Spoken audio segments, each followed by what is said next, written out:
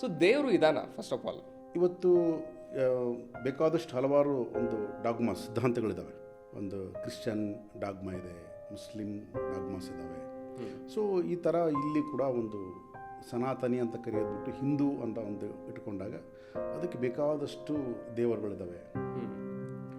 So ನಾವು ಇದೆಲ್ಲ ನೋಡಿದಾಗ ದೇವರು ಅನ್ನೋ ಒಂದು ಸಿದ್ಧಾಂತವನ್ನು ನೋಡಿದಾಗ ದೇವರು ನಂಬಿಕೆನ ನಿಜನ ಅಲ್ಲ, ನಂಬಿಕೆಯಲ್ಲಿರುವ ದೇವರು ನಿಜನ ಅಂತ ಕೇಳ್ತಾ ಇದ್ದಾರೆ. ಜಸ್ಟ್ ನೆಕ್ಸ್ಟ್ ಒಂದು 5-10 ಇಯರ್ಸ್ ಒಳಗಡೆ ಈ ಎ ಐನೇ ದೇವರಾಗುತ್ತೆ ನಮಗೆ. ಹೌದು. ಯಾಕೆಂದರೆ ಅದಕ್ಕೆ ಅಷ್ಟು ಶಕ್ತಿ ಇದೆ. ಇವತ್ತು ನೀನು ಏನು ಇನ್ಫಾರ್ಮೇಷನ್ ಬೇಕು ಅಂದರೆ ಅದಕ್ಕೆ ಗೊತ್ತಿದೆ. So own thinking power develop ಆಗುತ್ತೆ. ಸೊ ಅವನ ನೆಕ್ಸ್ಟ್ ಎ ಐ ದೇವರಾಗುತ್ತೆ. ಸೊ ಎ ಐ ನೆಕ್ಸ್ಟ್ ಏನು ದೇವರಾದ್ಮೇಲೆ ಅದು ಏನು ಹೇಳುತ್ತಲ್ಲ ಅದು ನಮಗೆ ನಿಜ ಆಗ್ತದೆ. ನೆಕ್ಸ್ಟ್ ಬ್ರಹ್ಮದೇವರು ಒಂದು ಮಾತು ಹೇಳ್ತಾರೆ, ಸರಿ ಒಂದು ಕೆಲಸ ಮಾಡಪ್ಪ, ನೆಕ್ಸ್ಟ್ ವೀಕಲ್ಲಿ ನಮ್ಮದೊಂದು ಮೀಟಿಂಗ್ ಇದೆ, ಓಕೆ, ಸೊ ನೀನು ಆ ಮೀಟಿಂಗಿಗೆ ಬಾ, ಅಲ್ಲಿ ನಿನಗೆ ಸ್ವಲ್ಪ ಕ್ಲಾರಿಟಿ ಸಿಗುತ್ತೆ ಅಂತ ಹೇಳ್ತಾರೆ.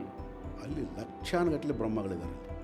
ಅಂದರೆ ದೇವರನ್ನು ನಾವು ಯಾವ ರೀತಿ ಕಾಣ್ಬೋದು, ಯಾಕೆಂದರೆ ಇದನ್ನ ಇಲ್ಲ, ಈ ಸೃಷ್ಟಿ ಯಾವ ರೀತಿ ನಡೀತಾ ಇದೆ, ಈ ಸೃಷ್ಟಿಗೆ ಕ್ರಿಯೇಟ್ ಮಾಡಿದ್ದ್ಯಾರು ಅಂತ ನಾವು ಮಾತಾಡ್ತಾ ಇದ್ವಿ. ನಾವು ಒಂದು ಇದು ಕ್ರಿಯೇಷನ್ ಆಗಿದೆ ಅಂದರೆ ಕ್ರಿಯೇಟರ್ ಇರಬೇಕು ಅಂತ ಮಾತಾಡ್ತಾ ಇದ್ದೀವಿ. ಮತ್ತು ಕ್ರಿಯೇಟರ್ ಆ್ಯಂಡ್ ಕ್ರಿಯೇಷನ್ ಸಿದ್ಧಾಂತಕ್ಕೆ ಹೋಗ್ಬಿಟ್ರೆ ಮತ್ತೆ ಡ್ಯುಯಾಲಿಟಿ ಬಂದ್ಬಿಡುತ್ತೆ.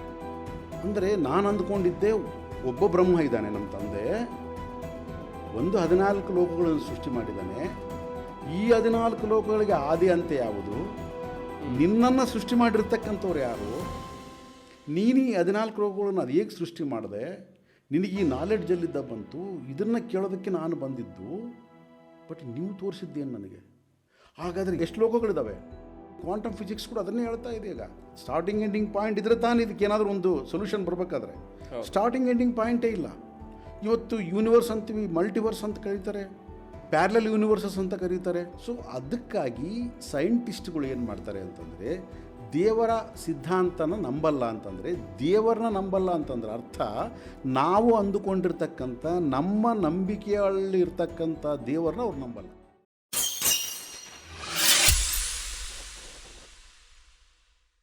Welcome to KBR musings. So ನಮ್ಮ ಜೊತೆಗೆ ಇವತ್ತಿನ KBR ಮ್ಯೂಸಿಂಗ್ಸ್ ಪಾಡ್ಕಾಸ್ಟ್ ಚಾನಲಲ್ಲಿ ಭೀಮೇಶ್ ರೆಡ್ಡಿ ಸರ್ ಅವರಿದ್ದಾರೆ. Welcome to KBR musings sir. Thank you Harish. Sir, ಇವಾಗ ನಾವು ಹೆಚ್ಚು ನಂಬಿರ್ತಕ್ಕಂಥದ್ದು ದೇವರು. ಆ್ಯಕ್ಚುಲಿ ಎಲ್ಲರಿಗೂ ಒಂದು ಗಾಢವಾದ ನಂಬಿಕೆ ಇದೆ ದೇವ್ರ ಮೇಲೆ. ಸೊ ದೇವರು ಇದಾನ ಫಸ್ಟ್ ಆಫ್ ಆಲ್? ಆಮೇಲೆ ಇದು ದೇವರು ಇದಾನ ಅಂತ ಕರೆಯೋದಾದರೆ ಇದು ನಂಬಿಕೆನಾ ಅಥವಾ ನಿಜಾನ? ಏನಿರ್ಬೋದು? ನಾವು ಅಂದರೆ ಈ ದೇವರು ಅನ್ನೋ ಒಂದು ಟಾಪಿಕ್ನ ಮಾತಾಡಬೇಕಾದ್ರೆ ಸ್ವಲ್ಪ ಇದರ ಡಿವೈಡ್ ಮಾಡಬೇಕು ನಾವು. ಓಕೆ, ಸೊ ಈಗ ನೀವು ಕೇಳಿದ್ರಿ ದೇವರು ನಿಜನಾ ಅಥವಾ ನಂಬಿಕೆನಾ ಅಂತ. ನಮಗೆ 2 ರೀತಿಯಾಗಿ ಸಿಗುತ್ತೆ. ಇವತ್ತು ಬೇಕಾದಷ್ಟು ಹಲವಾರು ಒಂದು ಡಾಗ್ಮಾ ಸಿದ್ಧಾಂತಗಳಿದ್ದಾವೆ. ಹೌದಾ? ಒಂದು ಕ್ರಿಶ್ಚಿಯನ್ ಡಾಗ್ಮಾ ಇದೆ, ಮುಸ್ಲಿಂ ಡಾಗ್ಮಾಸ್ ಇದ್ದಾವೆ. ಸೊ ಈ ರೀತಿ ಹಲವಾರು ಸಿದ್ಧಾಂತಗಳಿಂದ ನಾವು ದೇವರನ್ನು ನೋಡ್ತೇವೆ. ಸೊ ಈ ಥರ ಇಲ್ಲಿ ಕೂಡ ಒಂದು ಸನಾತನಿ ಅಂತ ಕರೆಯೋದ್ಬಿಟ್ಟು ಹಿಂದೂ ಅಂತ ಒಂದು ಇಟ್ಕೊಂಡಾಗ ಅದಕ್ಕೆ ಬೇಕಾದಷ್ಟು ದೇವರುಗಳಿದ್ದಾವೆ. ಸೊ ನಾವು ಇದೆಲ್ಲ ನೋಡಿದಾಗ ದೇವರು ಅನ್ನೋ ಒಂದು ಸಿದ್ಧಾಂತವನ್ನು ನೋಡಿದಾಗ ನಮಗೆ ಮುಖ್ಯವಾಗಿ ಬರೋದು ನಮ್ಮ ನಂಬಿಕೆ. ಹೌದು. ಓಕೆ, ನಂಬಿಕೆಯಲ್ಲಿರ್ತಕ್ಕಂಥ ದೇವರು ನಿಜನಾ ಅಂತ ಕೇಳ್ತಾ ಇದ್ದೀರ ನೀವು. ದೇವರು ನಂಬಿಕೆನಾ ನಿಜನಾ ಅಲ್ಲ, ನಂಬಿಕೆಯಲ್ಲಿರುವ ದೇವರು ನಿಜನಾ ಅಂತ ಕೇಳ್ತಾ ಇದ್ದಾರೆ.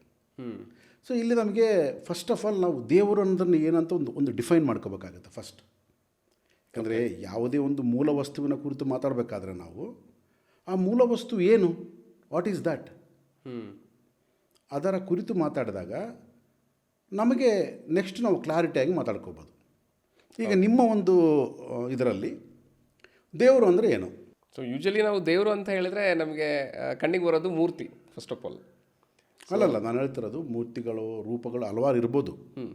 ನೀವು ದೇವರು ಅನ್ನೋದಕ್ಕೆ ಒಂದು ಫಿಲಾಸಫಿಕಲ್ ಆಗಿ ನೀವು ಯಾವ ಒಂದು ಸಿದ್ಧಾಂತವನ್ನು ಇಟ್ಟುಕೊಂಡು ದೇವರು ಅಂತ ಹೇಳ್ತಾ ಇದ್ದೀರಿ.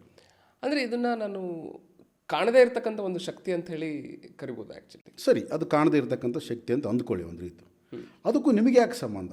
ಅದು ಕಾಣದೇ ಇರತಕ್ಕಂಥ ಶಕ್ತಿ ಆಗಿರ್ಬೋದು, ನಿಮಗೇನು ಸಂಬಂಧ ಅದು? ಅಂದರೆ ಇವಾಗ ನಮಗೆ ಗೊತ್ತಾಗಿರ್ತಾರೆ, ಎಸ್ಪೆಷಲಿ ನನಗೆ ಗೊತ್ತಿರ್ತಕ್ಕಂಥದ್ದಂತೆ ಏನಂತ ಅಂದರೆ, ಇವಾಗ ಈ ಒಂದು ಪ್ರಪಂಚ ನಡೀತಾ ಇದೆ ಅಂತ ಹೇಳಿದ್ರೆ ಆ ಪ್ರಪಂಚಕ್ಕೆ ನಡೆಸೋದಕ್ಕೆ ಒಬ್ಬ ಮೂಲ ಕರ್ತೃ ಇರಬೇಕಲ್ಲ ಆ್ಯಕ್ಚುಲಿ. ಅವನು ಎಲ್ಲೋ ಕೂತು ನಡೆಸ್ತಾ ಇದ್ದಾನೆ ಅನ್ನೋದೊಂದು ನಂಬಿಕೆ ಆ್ಯಕ್ಚುಲಿ. ಅಂದರೆ ಎಲ್ಲೋ ಆಕಾಶದ ಆಚೆ ಆಚೆಗಿರ್ಬೋದು, ಈ ಒಂದು ಸೃಷ್ಟಿ ಹುಟ್ಟೋದಕ್ಕೆ ಮೂಲ ಕಾರಣ ಅವನೇ ಇರ್ಬೋದು, ಅವನನ್ನು ದೇವರು ಅಂತ ಹೇಳಿ ಕರಿತಾ ಇದ್ದೀನಿ ಆ್ಯಕ್ಚುಲಿ ನಾನು. ಓಕೆ, ತೊಂದರೆ ಇಲ್ಲ. ಅಂದರೆ ನಾವು ಯಾವ ರೀತಿ ಅದನ್ನು ನಾವು ಅಂದರೆ ಡಿಸ್ಕ್ರೈಬ್ ಮಾಡ್ತೀವಿ ಅನ್ನೋದು ನಮಗೆ ಬಿಟ್ಟಿದ್ದು. ಓಕೆ, ನಿಮ್ಮ ಒಂದು ಇದರ ಮೇಲೆ ನಾವು ಹೋಗೋಣ ಫಸ್ಟ್.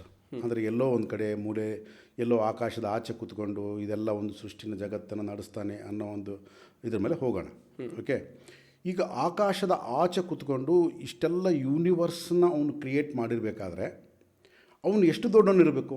ಯಾಕಂದರೆ ಒಂದು ಯೂನಿವರ್ಸ್ನ ಈ ಮೂಲೆಯಿಂದ ಈ ಮೂಲೆಗೆ ಹೋಗಬೇಕು ಅಂತಂದರೆ ಎಷ್ಟೋ ಲಕ್ಷ ಬೆಳಕಿನ ವರ್ಷಗಳಾಗ್ತವೆ, ಲೈಟ್ ಇಯರ್ಸ್.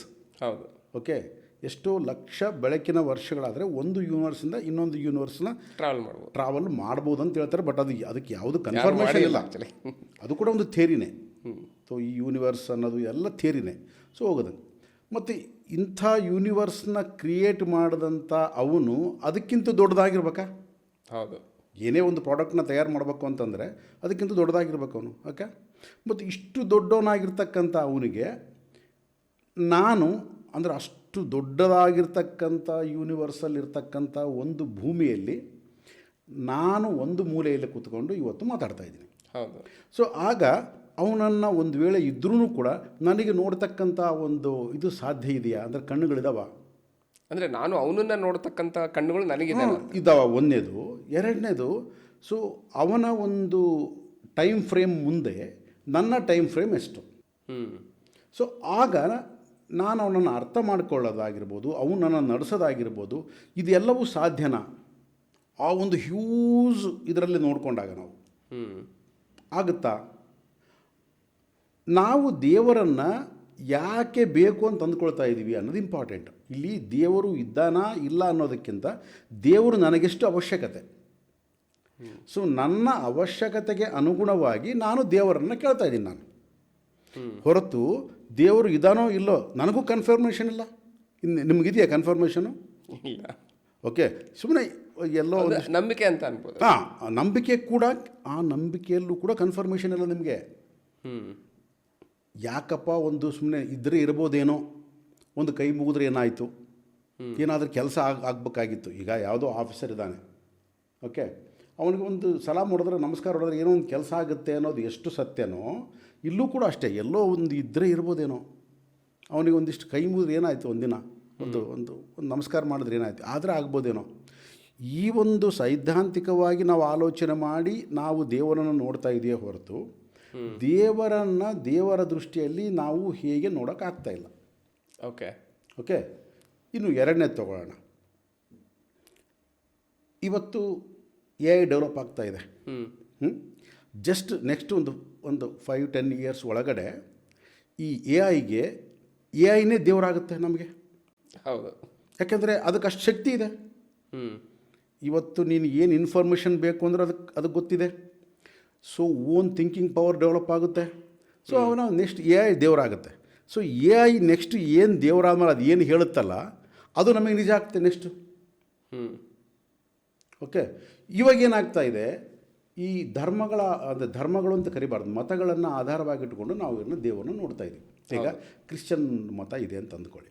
ಅದರಲ್ಲಿ ಏನು ಹೇಳುತ್ತೆ, ಒಂದು 4004 ವರ್ಷ 4400 ವರ್ಷದ ಕೆಳಗೆ ಭೂಮಿ ಹುಟ್ಟಿತು ಅಂತಿದೆ. ಅದು ನಿಜನಾ? ಸೊ ನಾವು ಅದನ್ನು ನಂಬಿಕೆ ಅಷ್ಟೇ, ನಾವು ಅದನ್ನು ತಪ್ಪು ಅಂತ ಕೂಡ ಹೇಳಕ್ಕೆ ಬರಲ್ಲ. ಅದು ತಪ್ಪು, ಅದನ್ನು ಅಲ್ಲಗಳೆಯೋದು ಅಂತಲ್ಲ, ಅದು ನಂಬಿಕೆ ಅಷ್ಟೇ. ಎಲ್ಲದರಲ್ಲೂ ಕೂಡ ನಂಬಿಕೆಗಳಿದ್ದಾವೆ. ನಂಬಿಕೆಗಳು ತಪ್ಪು ಒಪ್ಪು ಅಂತ ಹೇಳೋದಕ್ಕಿಂತ ಅವು ನಮ್ಮನ್ನು ಎಷ್ಟು ನಡೆಸ್ತಾ ಇದ್ದಾವೆ, ಯಾವ ಕಡೆ ನಡೆಸ್ತಾ ಇದ್ದಾವೆ. ಸೊ ಅವು ಆ ನಂಬಿಕೆಗಳು ನಮಗೆ ಉಪಯೋಗ ಆಗ್ತದವ, ಉಪಯೋಗ ಆಗ್ತಾ ಇಲ್ಲ ಅಷ್ಟು ಮಾತ್ರ ನೋಡಬೇಕೇ ಹೊರತು ಇದು ಈ ಒಂದು ಮತದಲ್ಲಿ ಹಿಂಗೆ ಹೇಳಿದೆ, ಆ ಮತದಲ್ಲಿ ಹಿಂಗೆ ಹೇಳಿದೆ, ಅದು ತಪ್ಪು ಇದು ತಪ್ಪು ಅನ್ನೋದಕ್ಕಿಂತ ಅವು ನಮಗೆ ರೈಟ್ ಡೈರೆಕ್ಷನಲ್ಲಿ ತೊಗೊಂಡೋಗ್ತದವ, ರಾಂಗ್ ಡೈರೆಕ್ಷನಲ್ಲಿ ತೊಗೊಂಡೋಗ್ತದವ ಅಂತ ನೋಡಿಕೊಂಡಾಗ ನಮಗೆ ಈ ನೆಕ್ಸ್ಟ್ ಎ ಐಯಿಂದ ನಾವು ನಿಜವಾಗಿ ದೇವರನ್ನು ಅರಿಯತಕ್ಕಂಥ ಒಂದು ಸಿದ್ಧಾಂತ ಬಂದೇ ಬರುತ್ತೆ. ಈಗ ನಾವು ಒಂದು ಕಾಸ್ಮಾಲಜಿ, ಒಂದು ಸೈಂಟಿಸ್ಟ್ಗಳನ್ನ ನಾವು ನೋಡೋದಾದರೆ ಕಾಸ್ಮಾಲಜಿ ಏನಂತ ಹೇಳುತ್ತೆ, ಮಲ್ಟಿವರ್ಸಸ್ ಇರ್ಬೋದು, ಹೌದಾ? ಅಂದರೆ ಯೂನಿವರ್ಸ್ ಅಂತ ಏನಿದೆ, ಈ ಯೂನಿವರ್ಸ್ನ ಆಚೆ ಇನ್ನೂ ಯೂನಿವರ್ಸ್ಗಳು ಇರ್ಬೋದು. ಹೌದು. ಓಕೆ, ಬೇಕಾದಷ್ಟು ಯೂನಿವರ್ಸ್ಗಳು ಇರ್ಬೋದು ಅಂತ ಹೇಳುತ್ತೆ.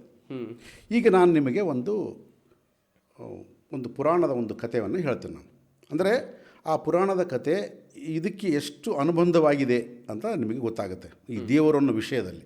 ಓಕೆ. ಅಂದರೆ ದೇವರನ್ನು ನಾವು ಯಾವ ರೀತಿ ಕಾಣ್ಬೋದು, ಯಾಕೆಂದರೆ ಇದಾನ ಇಲ್ಲ, ಈ ಸೃಷ್ಟಿ ಯಾವ ರೀತಿ ನಡೀತಾ ಇದೆ, ಈ ಸೃಷ್ಟಿಗೆ ಕ್ರಿಯೇಟ್ ಮಾಡಿದ್ದ್ಯಾರು ಅಂತ ನಾವು ಮಾತಾಡ್ತಾ ಇದ್ದೀವಿ. ನಾವು ಒಂದು ಇದು ಕ್ರಿಯೇಷನ್ ಆಗಿದೆ ಅಂದರೆ ಒಬ್ಬ ಕ್ರಿಯೇಟರ್ ಇರಬೇಕು ಅಂತ ಮಾತಾಡ್ತಾ ಇದ್ದೀವಿ. ಮತ್ತು ಕ್ರಿಯೇಟರ್ ಆ್ಯಂಡ್ ಕ್ರಿಯೇಷನ್ ಸಿದ್ಧಾಂತಕ್ಕೆ ಹೋಗ್ಬಿಟ್ರೆ ಮತ್ತೆ ಡ್ಯುಯಾಲಿಟಿ ಬಂದುಬಿಡುತ್ತೆ. ಯಾಕಂದರೆ ಅವನೇ ಬೇರೆ, ನಾವು ಬೇರೆ ಆಗಿಬಿಡ್ತೀವಿ. ಸೊ ಆದ ಕಾರಣ ಒಂದು ಸಾರಿ ಬ್ರಹ್ಮನ ಹತ್ರ ನಾರದ ಹೋದ್ರ. ಓಕೆ. ನಾರದ ಮಹರ್ಷಿಗಳು ಹೋದ್ರಂತೆ. ಹೋಗಿ ನನಗೆ ಒಂದು ಅನುಮಾನ ಬಂದಿದೆ, ಪ್ರಶ್ನೆ ಬಂದಿದೆ, ಆ ಪ್ರಶ್ನೆಗೆ ಉತ್ತರ ನಿಮ್ಮಿಂದ ಬೇಕಾಗಿತ್ತು ಅಂತ ಕೇಳ್ತಾರೆ. ಬ್ರಹ್ಮ ಮಾನಸ ಪುತ್ರರು ನಾರದರು. ಓಕೆ. ಅಂದರೆ ಬ್ರಹ್ಮನ ಮಾನಸದಿಂದ ಹುಟ್ಟಿದಂಥ ಒಬ್ಬ ಪುತ್ರ. ಆವಾಗ ಬ್ರಹ್ಮ ಹೇಳ್ತಾನೆ, ಕೇಳಪ್ಪ ಅದೇನು ಸಮಾಚಾರ ಕೇಳೋಣ. ಸೊ ಈ ಸೃಷ್ಟಿಯನ್ನು ನೀನು ಸೃಷ್ಟಿ ಮಾಡಿದೆಯಲ್ಲ, ಇದು ಇಷ್ಟೆಲ್ಲ ಒಂದು 7 14 ಲೋಕಗಳಂತ ಏನು ಕರಿತೀವಿ. ಇವತ್ತು ನಾವು 7 ಮತ್ತು 7 14 ಲೋಕಗಳಂತ ಕರಿತೀವಿ. ಕೆಲವರು ಕೇಳ್ತಾರೆ 14 ಲೋಕಗಳು ಎಲ್ಲಿದ್ದಾವೆ ಅಂತ ಕೇಳ್ತಾರೆ. 14 ಲೋಕ ಅಂದರೆ 14 ಪ್ಲೇನ್ಸ್ ಅವು. ಈಗ ನೋಡಿ, ಈಗ ನಮ್ಮ ಭೂಮಿ ಸುತ್ತ ಇರ್ತಕ್ಕಂಥ ಕೆಲವು ಗ್ರಹಗಳಿದ್ದಾವೆ. ಹೌದು. ಅವು ಎಷ್ಟೇ ಇರ್ಬೋದು, 16 ಇರ್ಬೋದು, 20 ಇರ್ಬೋದು, 50 ಇರ್ಬೋದು. ಈ ಒಂದು ಗ್ರಹಗಳಿಗೆ ಒಂದು ಪ್ಲೇನ್ ಅಂತ ಕರಿತೀವಿ. ಇದೊಂದು ಲೋಕ. ಓಕೆ. ಭೂ ಅಂದರೆ ಕೇವಲ ಭೂಮಿ ಅಲ್ಲ, ಇದಕ್ಕೆ ಸಂಬಂಧಪಟ್ಟಿರ್ತಕ್ಕಂಥ ಎಲ್ಲ ಒಂದು ಲೋಕ, ಇದೊಂದು ಪ್ಲೇನ್ ಅಂತ ಕರಿತೀವಿ. ಅದರ ಆಚೆ ನಕ್ಷತ್ರ ಲೋಕ, ಅದೊಂದು ಪ್ಲೇನು. ಅದಕ್ಕೆ ಈ ಥರ ಮೇಲೆ 7 ಕೆಳಗೆ 7 ಲೋಕಗಳಿರ್ತಕ್ಕಂಥವು 14 ಲೋಕಗಳು. ಒಂದೊಂದು ಪ್ಲೇನ್ಸ್ ಅವು, ಅಂದರೆ ಒಂದೊಂದು ಎನರ್ಜಿ ಸಿಸ್ಟಮ್ಸ್ ಅದು. ಆದ ಕಾರಣ ಅದನ್ನು ನಾವು 14 ಲೋಕ ಅಂತ ಕರಿತೀವಿ. ಆ ಒಂದೊಂದು ಲೋಕದಲ್ಲಿ ಇಷ್ಟಿಷ್ಟು ನಕ್ಷತ್ರಗಳಿರ್ತವೆ, ಗ್ರಹಗಳಿರ್ತವೆ, ಏನು ತಾರೆಗಳಿರ್ತವೆ, ಆ ಥರ. ಸೊ ಕೆಳಗೂ ಇರ್ಬೋದು, ಮೇಲೂ ಇರ್ಬೋದು. ನಾವು ಕೆಳಗೆ ಮೇಲೆ ಅನ್ನೋದಕ್ಕಿಂತ ಹೋಲ್ ಒಂದು ಕಾನ್ಸೆಪ್ಟಾಗಿ ನೋಡಿಕೊಂಡಾಗ ಆಯಾ ಪ್ಲೇನ್ಸ್ಗೆ ಸಂಬಂಧಪಟ್ಟಿರ್ತಕ್ಕಂಥ ಗ್ರಹಗಳಿಗೆ ಒಂದು ಲೋಕ ಅಂತ ಕರಿತೀವಿ ನಾವು. ಓಕೆ. ನಾರದ ಮಹರ್ಷಿಗಳು ಬ್ರಹ್ಮದೇವರನ್ನ ಕೇಳ್ತಾರೆ, ಈ ಸೃಷ್ಟಿಯನ್ನು ನೀನು ಮಾಡಿದೆಯಲ್ಲ, ಇದು ಎಷ್ಟು ದೊಡ್ಡದು, ಓಕೆ, ಇದರ ಉದ್ದೇಶ ಏನು? ಸೊ ಇದನ್ನು ನೀನು ಸೃಷ್ಟಿ ಮಾಡಿದೆಯಲ್ಲ, ನಿನ್ನನ್ನು ಯಾರು ಸೃಷ್ಟಿ ಮಾಡಿದರು? ಇವು ನೋಡಿ, ನಿಮ್ಮ ಪ್ರಶ್ನೆ ಕರೆಕ್ಟಾಗಿ ಆನ್ಸರ್ ಬರ್ತಾ ಇದೆ. ಇದನ್ನು ನೀನು ಸೃಷ್ಟಿ ಮಾಡಿದೀಯ, ನಿನ್ನನ್ನು ಯಾರು ಸೃಷ್ಟಿ ಮಾಡಿದರು? ಸೊ ಆಗ ಬ್ರಹ್ಮದೇವರು ಒಂದು ಮಾತು ಹೇಳ್ತಾರೆ, ಸರಿ ಒಂದು ಕೆಲಸ ಮಾಡಪ್ಪ, ನೆಕ್ಸ್ಟ್ ವೀಕಲ್ಲಿ ನಮ್ಮದೊಂದು ಮೀಟಿಂಗ್ ಇದೆ, ಓಕೆ, ಸೊ ನೀನು ಆ ಮೀಟಿಂಗಿಗೆ ಬಾ, ಅಲ್ಲಿ ನಿನಗೆ ಸ್ವಲ್ಪ ಕ್ಲಾರಿಟಿ ಸಿಗುತ್ತೆ ಅಂತ ಹೇಳ್ತಾರೆ. ಎಲ್ಲಿದೆ ಮೀಟಿಂಗು? ಏನು ತೊಂದರೆ ಇಲ್ಲ, ನಾನು ಲೊಕೇಶನ್ ಶೇರ್ ಮಾಡ್ತೀನಿ ನಿನಗೆ, ನೀನು ಆ ಲೊಕೇಶನಿಗೆ ಬಂದುಬಿಡು. ಸರಿ, ನಾರದರು ಹೇಳಿದ್ರು, ನೆಕ್ಸ್ಟ್ ವೀಕು ಯಾವ ಟೈಮು ಏನಗತ್ತಂತೆಲ್ಲ ಹೇಳಿದ್ರು. ನೆಕ್ಸ್ಟು ಬ್ರಹ್ಮದೇವರ ಕಡೆಯಿಂದ ನಮಸ್ಕಾರ ಮಾಡಿ ಹೊರಗೆ ಬಂದ ಬ್ರಹ್ಮಲೋಕದಿಂದ. ನೆಕ್ಸ್ಟ್ ವೀಕು ರೆಡಿ ಆದ ನಾರದ, ವೆಹಿಕಲ್ ತೊಗೊಂಡು ನೋಡ್ಕೊಂಡ, ಲೊಕೇಶನ್ ಎಲ್ಲ ಬಂದಿತ್ತು, ಆ ಲೊಕೇಶನ್ನಿಗೆ ಹೋದ. ಬೆಳಗ್ಗೆನೇ ಪ್ರಯಾಣ ಪ್ರಾರಂಭ ಮಾಡ್ದ, ದೂರ ಇರ್ಬೋದೇನೋ ಅಂತ. ಸೊ ಒಂದು ಸರ್ಕಲ್ ಸಿಕ್ತು. ಓಕೆ. ಸೊ ಆಗಲೇ ಒಂದು 7-7:30 ಸುಮಾರು 8 ಗಂಟೆ ಆಗಿತ್ತೇನೋ, ಕಾಫಿ ಕುಡಿಬೇಕಂತ ಅನಿಸ್ತು. ಆ ಸರ್ಕಲಲ್ಲಿ ವೆಹಿಕಲ್ ಪಾರ್ಕ್ ಮಾಡಿಬಿಟ್ಟು ಅಲ್ಲಿ ಒಂದು ಕಾಫಿ ಡೇ, ಸಿದ್ಧಾರ್ಥ ಅವ್ರದ್ದು ಕಾಫಿ ಡೇ ಇತ್ತು. ಆ ಕಾಫಿ ಡೇಗೆ ಹೋಗ್ಬಿಟ್ಟು ಕಾಫಿ ಕುಡಿಯೋಣ ಅಂತ ಒಳಗಡೆ ಹೋದರು ನಾರದ ಮಹರ್ಷಿಗಳು. ಹೋಗಿ ಕಾಫಿಗೆ ಆರ್ಡ್ರ್ ಮಾಡಬೇಕು ಅನ್ನೋ ಅಷ್ಟಿಗೆ ಅಲ್ಲಿ ಒಬ್ಬ ನಾರದ ಕೂತ್ಕೊಂಡಿದ್ದ. ಓ, ಸೇಮ್ ಅದೇ ಅವನ ಥರನೇ, ಅದೇ ತಂಬೂರಿ, ಅದೇ ಎಲ್ಲ ಕಂಪ್ಲೀಟು ನಾರದ ಕಂಪ್ಲೀಟ್ ಆಗಿ. ಓಕೆ. ಇವನಿಗೆ ವಂಡರ್ ಆಗಿಬಿಡ್ತು ನಾದ್ರ, ಇವ್ರಿಗೆ ವಂಡರ್ ಆಗಿಬಿಟ್ಟು ಅವರು ಇವ್ರ ಮುಖ ನೋಡ್ತಾ ಇದ್ದಾರೆ, ಇವರು ಅವ್ರ ಮುಖ ನೋಡ್ತಾ ಇದ್ದಾರೆ. ಆಗ ಇವರೇ ಎದ್ದು ಹೋಗ್ಬಿಟ್ಟು ಅವ್ರನ್ನ ಮಾತಾಡಿಸಿದ್ರು. ಓಕೆ. ಹೋದರೆ ಎಲ್ಲಿಂದ ಬಂದ್ರಿ? ಬ್ರಹ್ಮಲೋಕದಿಂದ ಬಂದೆ ಅಂದ ಅವರು. ನೀವು? ನಾನು ಬ್ರಹ್ಮಲೋಕದಿಂದ ಬಂದೆ. ಈ ನಾರದರಿಗೆ ಡೌಟ್ ಬರೋಕ್ಕೆ ಶುರುವಾಯಿತು, ನಮ್ಮ ಫಾದರಿಗೇನಾದರೂ ಇವರು 2ನೇ ಹೆಂಡ್ತಿನೋ 3ನೇ ಹೆಂಡ್ತಿನೋ 4ನೇ ಹೆಂಡ್ತಿ ಮಗ ಇರ್ಬೋದಾ ಅಂತಂದು ಹೇಳ್ಬಿಟ್ಟು, ನೀವು ಶಾರದಾ ದೇವಿ ಮಗನ, ಯಾರ ಮಗ ಅಂತ ಕೇಳಿದ್ರು ಅವರು. ಇಲ್ಲ, ನಾನು ಮಾನಸಪುತ್ರ ನಾನು ಅಂದ. ನೀವು? ನಾನು ಮಾನಸಪುತ್ರ. ನಿಮ್ಮನ್ನು ಯಾವತ್ತು ನೋಡಿ? ನಾನು ನಿಮ್ಮನ್ನು ಯಾವತ್ತು ನೋಡಿಲ್ಲಲ್ಲ. ಸೊ ಸ್ವಲ್ಪ ಹೊತ್ತು ಇದಾಯಿತು. ಆಮೇಲೆ ಕಾಫಿ ಬಂತು, ಕಾಫಿ ಕುಡಿದ್ರು. ಎಲ್ಲಿಗೆ ಹೊರಟಿದ್ರಿ? ನಾನು ಈ ಥರ ನಮ್ಮ ತಂದೆಯವರು ಒಂದು ಮೀಟಿಂಗ್ ಇಟ್ಕೊಂಡಿದ್ದಾರೆ, ಆ ಲೊಕೇಶನ್ ಶೇರ್ ಮಾಡಿದ್ದಾರೆ, ನೋಡಿಕೊಂಡು ಸೇಮ್ ಲೊಕೇಶನ್. ಸೊ ಸರಿ, ಹಾಗಾದ್ರೆ ಹೋಗೋಣ. ಅವ್ರ ವೆಹಿಕಲಲ್ಲಿ ಅವರು, ಇವ್ರ ವೆಹಿಕಲಲ್ಲಿ ಇವ್ರು ಬಿಟ್ಟರು. ಸೊ ಒಂದು 10 ಗಂಟೆ ಇಲ್ಲಿ ಕಾಫಿ ಕುಡ್ದಾಗ 7:30 8 ಆಗಿತ್ತು. 10 ಆಯಿತು. ಮತ್ತು ಬ್ರೇಕ್ಫಾಸ್ಟ್ ಮಾಡಬೇಕಲ್ಲ, ಎಲ್ಲಿ ಮಾಡೋಣ ಅಂತ ಇವರು ಇದರಲ್ಲಿ ಮಾತಾಡ್ತಾ ಇದ್ದರು, ಕಾರಲ್ಲಿ ಕೂತ್ಕೊಂಡೆ. ಅವ್ರ ಕಾರಲ್ಲಿ ಅವರು, ಇವ್ರ ಕಾರಲ್ಲಿ ಅವ್ರು ಕೂತ್ಕೊಂಡೆ ಮಾತಾಡ್ತಾ ಇದ್ದರು. ಅದು ಡ್ರೈವರ್ಲೆಸ್ ಕಾರ್ಸ್, ಇದು ಯಾವುದದು ಟೆಸ್ಲಾ ಇದ್ದಂಗೆ ಡ್ರೈವರ್ಲೆಸ್ ಕಾರ್ ಹೋಗ್ತಾ ಇತ್ತು. ಸೊ 10 ಗಂಟೆ ಆಯಿತು, ನಾವು ಹಸಿವಾಗ್ತಾಯಿದೆ, ಬ್ರೇಕ್ಫಾಸ್ಟ್ ಮಾಡೋಣ ಅಂತ ಸರಿ ಅಂದ್ಬಿಟ್ಟು ಅಲ್ಲೊಂದು ಸರ್ಕಲ್ ಬಂತು. ಆ ಸರ್ಕಲಲ್ಲಿ ದೊಡ್ಡದು ಒಂದು ಹೋಟ್ಲು, ಉಡುಪಿ ಹೋಟ್ಲು, ದೊಡ್ಡ ಚೆನ್ನಾಗಿತ್ತು. ಸೊ ಆ ಸರ್ಕಲಲ್ಲಿ ಇಳಿದ್ಬಿಟ್ಟು ಪಾರ್ಕ್ ಮಾಡಿ ಉಡುಪಿ ಹೋಟೆಲ್ ಹೋಗ್ತಾರೆ ಹರೀಶ್. ಅಲ್ಲಿ ಒಂದು 50-60 ಜನ ನಾರದಿದ್ದಾರೆ. ಅವರೆಲ್ಲ ಟಿಫನಿಗೆ ಕೂತ್ಕೊಂಡಿದ್ದಾರೆ. ಓಕೆ. ಸೊ ಅಲ್ಲಿ ಆ ಸರ್ವರಿಗೆ ಕನ್ಫ್ಯೂಷನು, ಯಾಕಂದರೆ ಯಾರು ಏನು ಎಲ್ಲರೂ ಸೇಮ್ ಇದ್ದಾರೆ. ಆದ ಕಾರಣ ಒಬ್ಬರು ಇಡ್ಲಿ ಹೇಳ್ತಾರೆ, ಒಬ್ಬರು ವಡೆ ಹೇಳ್ತಾರೆ, ದೋಸೆ ಹೇಳ್ತಾರೆ, ಯಾರಿಗೆ ಯಾವ್ದು ಏನು ಸರ್ವ್ ಮಾಡ್ಕೊಂಡು ಕನ್ಫ್ಯೂಸ್ ಆಗ್ತಾಯಿದ್ರು. ಇವ್ರು ಹೋಗಿ ನೋಡ್ತಾರೆ, ಸೇಮ್ ನಾರದರು. ಇವ್ರನ್ನ ನೋಡಿದ ತಕ್ಷಣ ಅವ್ರು ಕೇಳಿದ್ರು, ಬನ್ನಿ ಅಂತ. ಅವಾಗ ಕೇಳಿದ್ರು, ನೀವು ಎಲ್ಲಿಂದ ಬಂದ್ರಿ? ಬ್ರಹ್ಮಲೋಕದಿಂದ ಬಂದೆ. ನಾವು ಬ್ರಹ್ಮಲೋಕದಿಂದ ಬಂದ್ವಿ. ಎಲ್ಲಿಗೆ ಹೋಗ್ತಾ ಇದ್ರಿ? ಹೀಗೆ ನಮ್ಮ ತಂದೆಯವ್ರು ಮೀಟಿಂಗ್ ಹೇಳಿದ್ದಾರೆ, ಮೀಟಿಂಗ್ ಹೋಗ್ತಾ ಇದ್ವಿ. ಲೊಕೇಶನ್ ನೋಡಿದ್ರೆ ಸೇಮ್ ಲೊಕೇಶನ್, ಎಲ್ಲರಿಗೂ ಸೇಮ್ ಲೊಕೇಶನ್ ಶೇರ್ ಆಗಿದೆ. ಓಕೆ. ಸೊ ಎಲ್ರಿಗೂ ಸ್ವಲ್ಪ ಕನ್ಫ್ಯೂಷನ್ ಆಗಿ ಶುರುವಾಯಿತು. ಆದರೂ ಕೂಡ ಸರಿ ಬಿಟ್ಟು ಅಂತ ಎಲ್ಲರೂ ಮತ್ತೆ ಟಿಫನ್ ಮುಗಿಸ್ಕೊಂಡು ಮತ್ತೆ ವೆಹಿಕಲಲ್ಲಿ ಹತ್ತಿ ಕೂತ್ಕೊಂಡು ಮತ್ತೆ ಹೊರಟರು. ಮಧ್ಯಾಹ್ನ 2 ಆಯಿತು. ಅದು ಇನ್ನೊಂದು ಸರ್ಕಲ್ ಬಂತು. ಅಲ್ಲಿ ಊಟಕ್ಕೆ ಹೋಗೋಣ ಅಂತ ಎಲ್ಲರೂ ಕಮ್ಯುನಿಕೇಟಲ್ಲಿ ಆಗ್ತಾಯಿದ್ರು, ಮಾಡ್ತಾಯಿದ್ರು, ಊಟಕ್ಕೆ ಹೋಗೋಣ ಅಂತ.